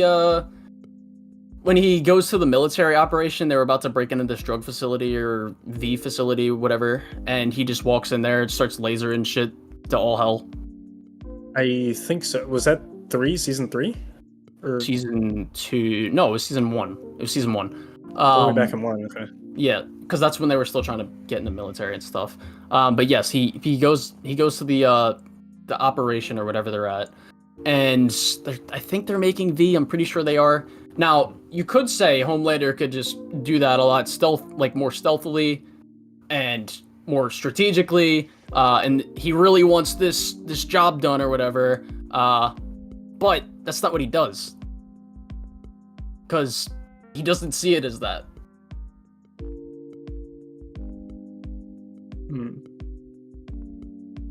What else? Do we know any other instance where he's absolutely furious with somebody and they survive? Outside of fighting other soups? I'm trying to think. Outside of soups, I don't think... No, because most of the time they have contingencies for Homelander not killing. So even if he's pissed, he can't kill them because video or leak or something like that. Which luckily works because, again, I really like that scene in I can't remember whether it was 1 or 2, but the scene where he's basically just like, if I ever decide that I don't care, it's over. Which is kind of my issue with this, where it's like, you just said directly that you don't care. It should be over, but it's not. Yeah. I get what you're saying, but it should be over. There's 2 things that he's getting at. It's like, I don't care if you get exposed, right? However, if he was to take over the world, for example, he would know it would be effortless for him. Yeah. He would go to the Pentagon, he would laser the fucking Pentagon, probably launch the fucking nukes. Even if he doesn't need to do that, he could fucking just laser everything and it wouldn't even be a second thought. Do you think, I don't think he would go about taking on the world in the most tactical way. I think he'd go about it aggressively, which is... I agree, but this is a very context-dependent scenario for how I understand Homelander's character in most action sequences. I guess so. Have you looked at the scene? I think the bigger... There is another instance of plot armor. It would be episode 4, where Huey doesn't get shot in the head with Kimiko and the Shining Dragon, whatever the hell, what's their name? Shining Light? Shining Light? Yeah, Shining Light. Is that that's the name, right? I the think terrorist so. It doesn't matter. They have Huey doesn't get shot in the head, or are you talking about Frenchie? No, Huey. Because him and Kimiko are at this place. It's the place where he gets his ankle broken. Oh right, yeah. Okay, so here's the thing. When it comes to scenes like that, Huey, when you have a character who's in position to take... Oh, wait, never mind. I remember what you're fucking talking about. That was stupid as shit. I was thinking about the fight that came after, but no, they have this directly on them. No, I don't have that. No, I don't have a problem with him beating one of the guys.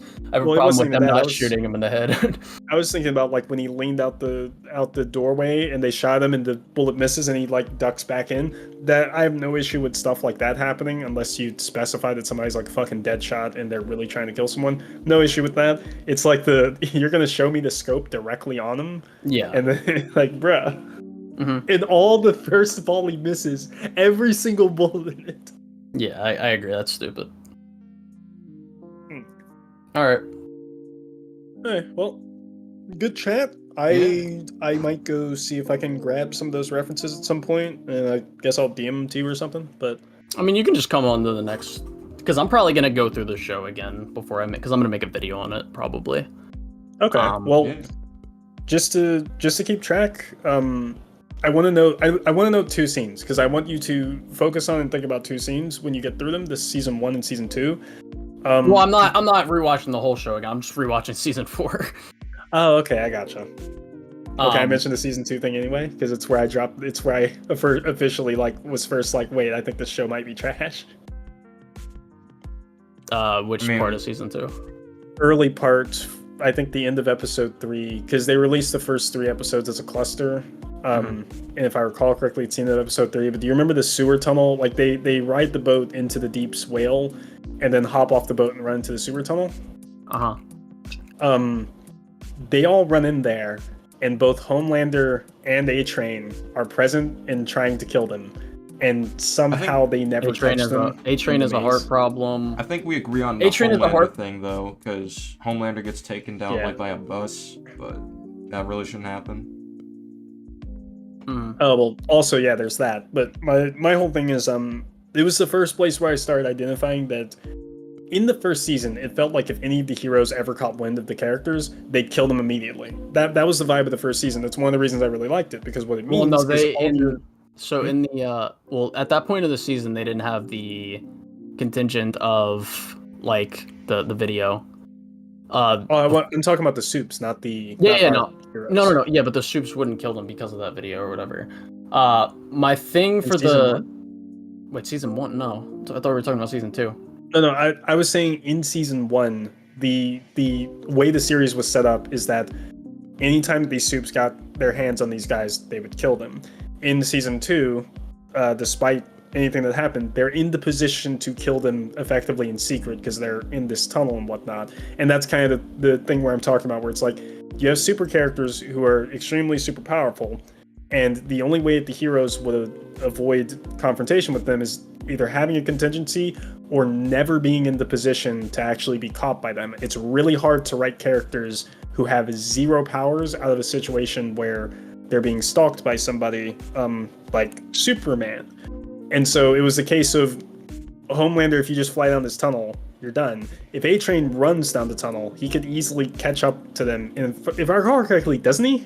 Doesn't he catch up to him? No, he doesn't. A-Train, Homelander does, but he doesn't catch up to the rest of the group. He does catch up to, because they went down a different way. Like, we don't know how complex the tunnel system is, or even if Homelander's good enough to fly through that tunnel system, given his, like, we don't know how good he is at controlling flying in that kind of tight space. That is a good point. We've seen him hover in places and we've seen him fly really fast, but we haven't seen him do like any precision flight maneuvers. Yeah, but I would say he does catch up to Starlight and Huey, and like he's about to make her kill him, but he gets taken out the bus, which I think the bus thing is an issue. I think the Deep getting knocked out is an issue. Gotta head out. Yeah, that is. Okay. Oh, see ya.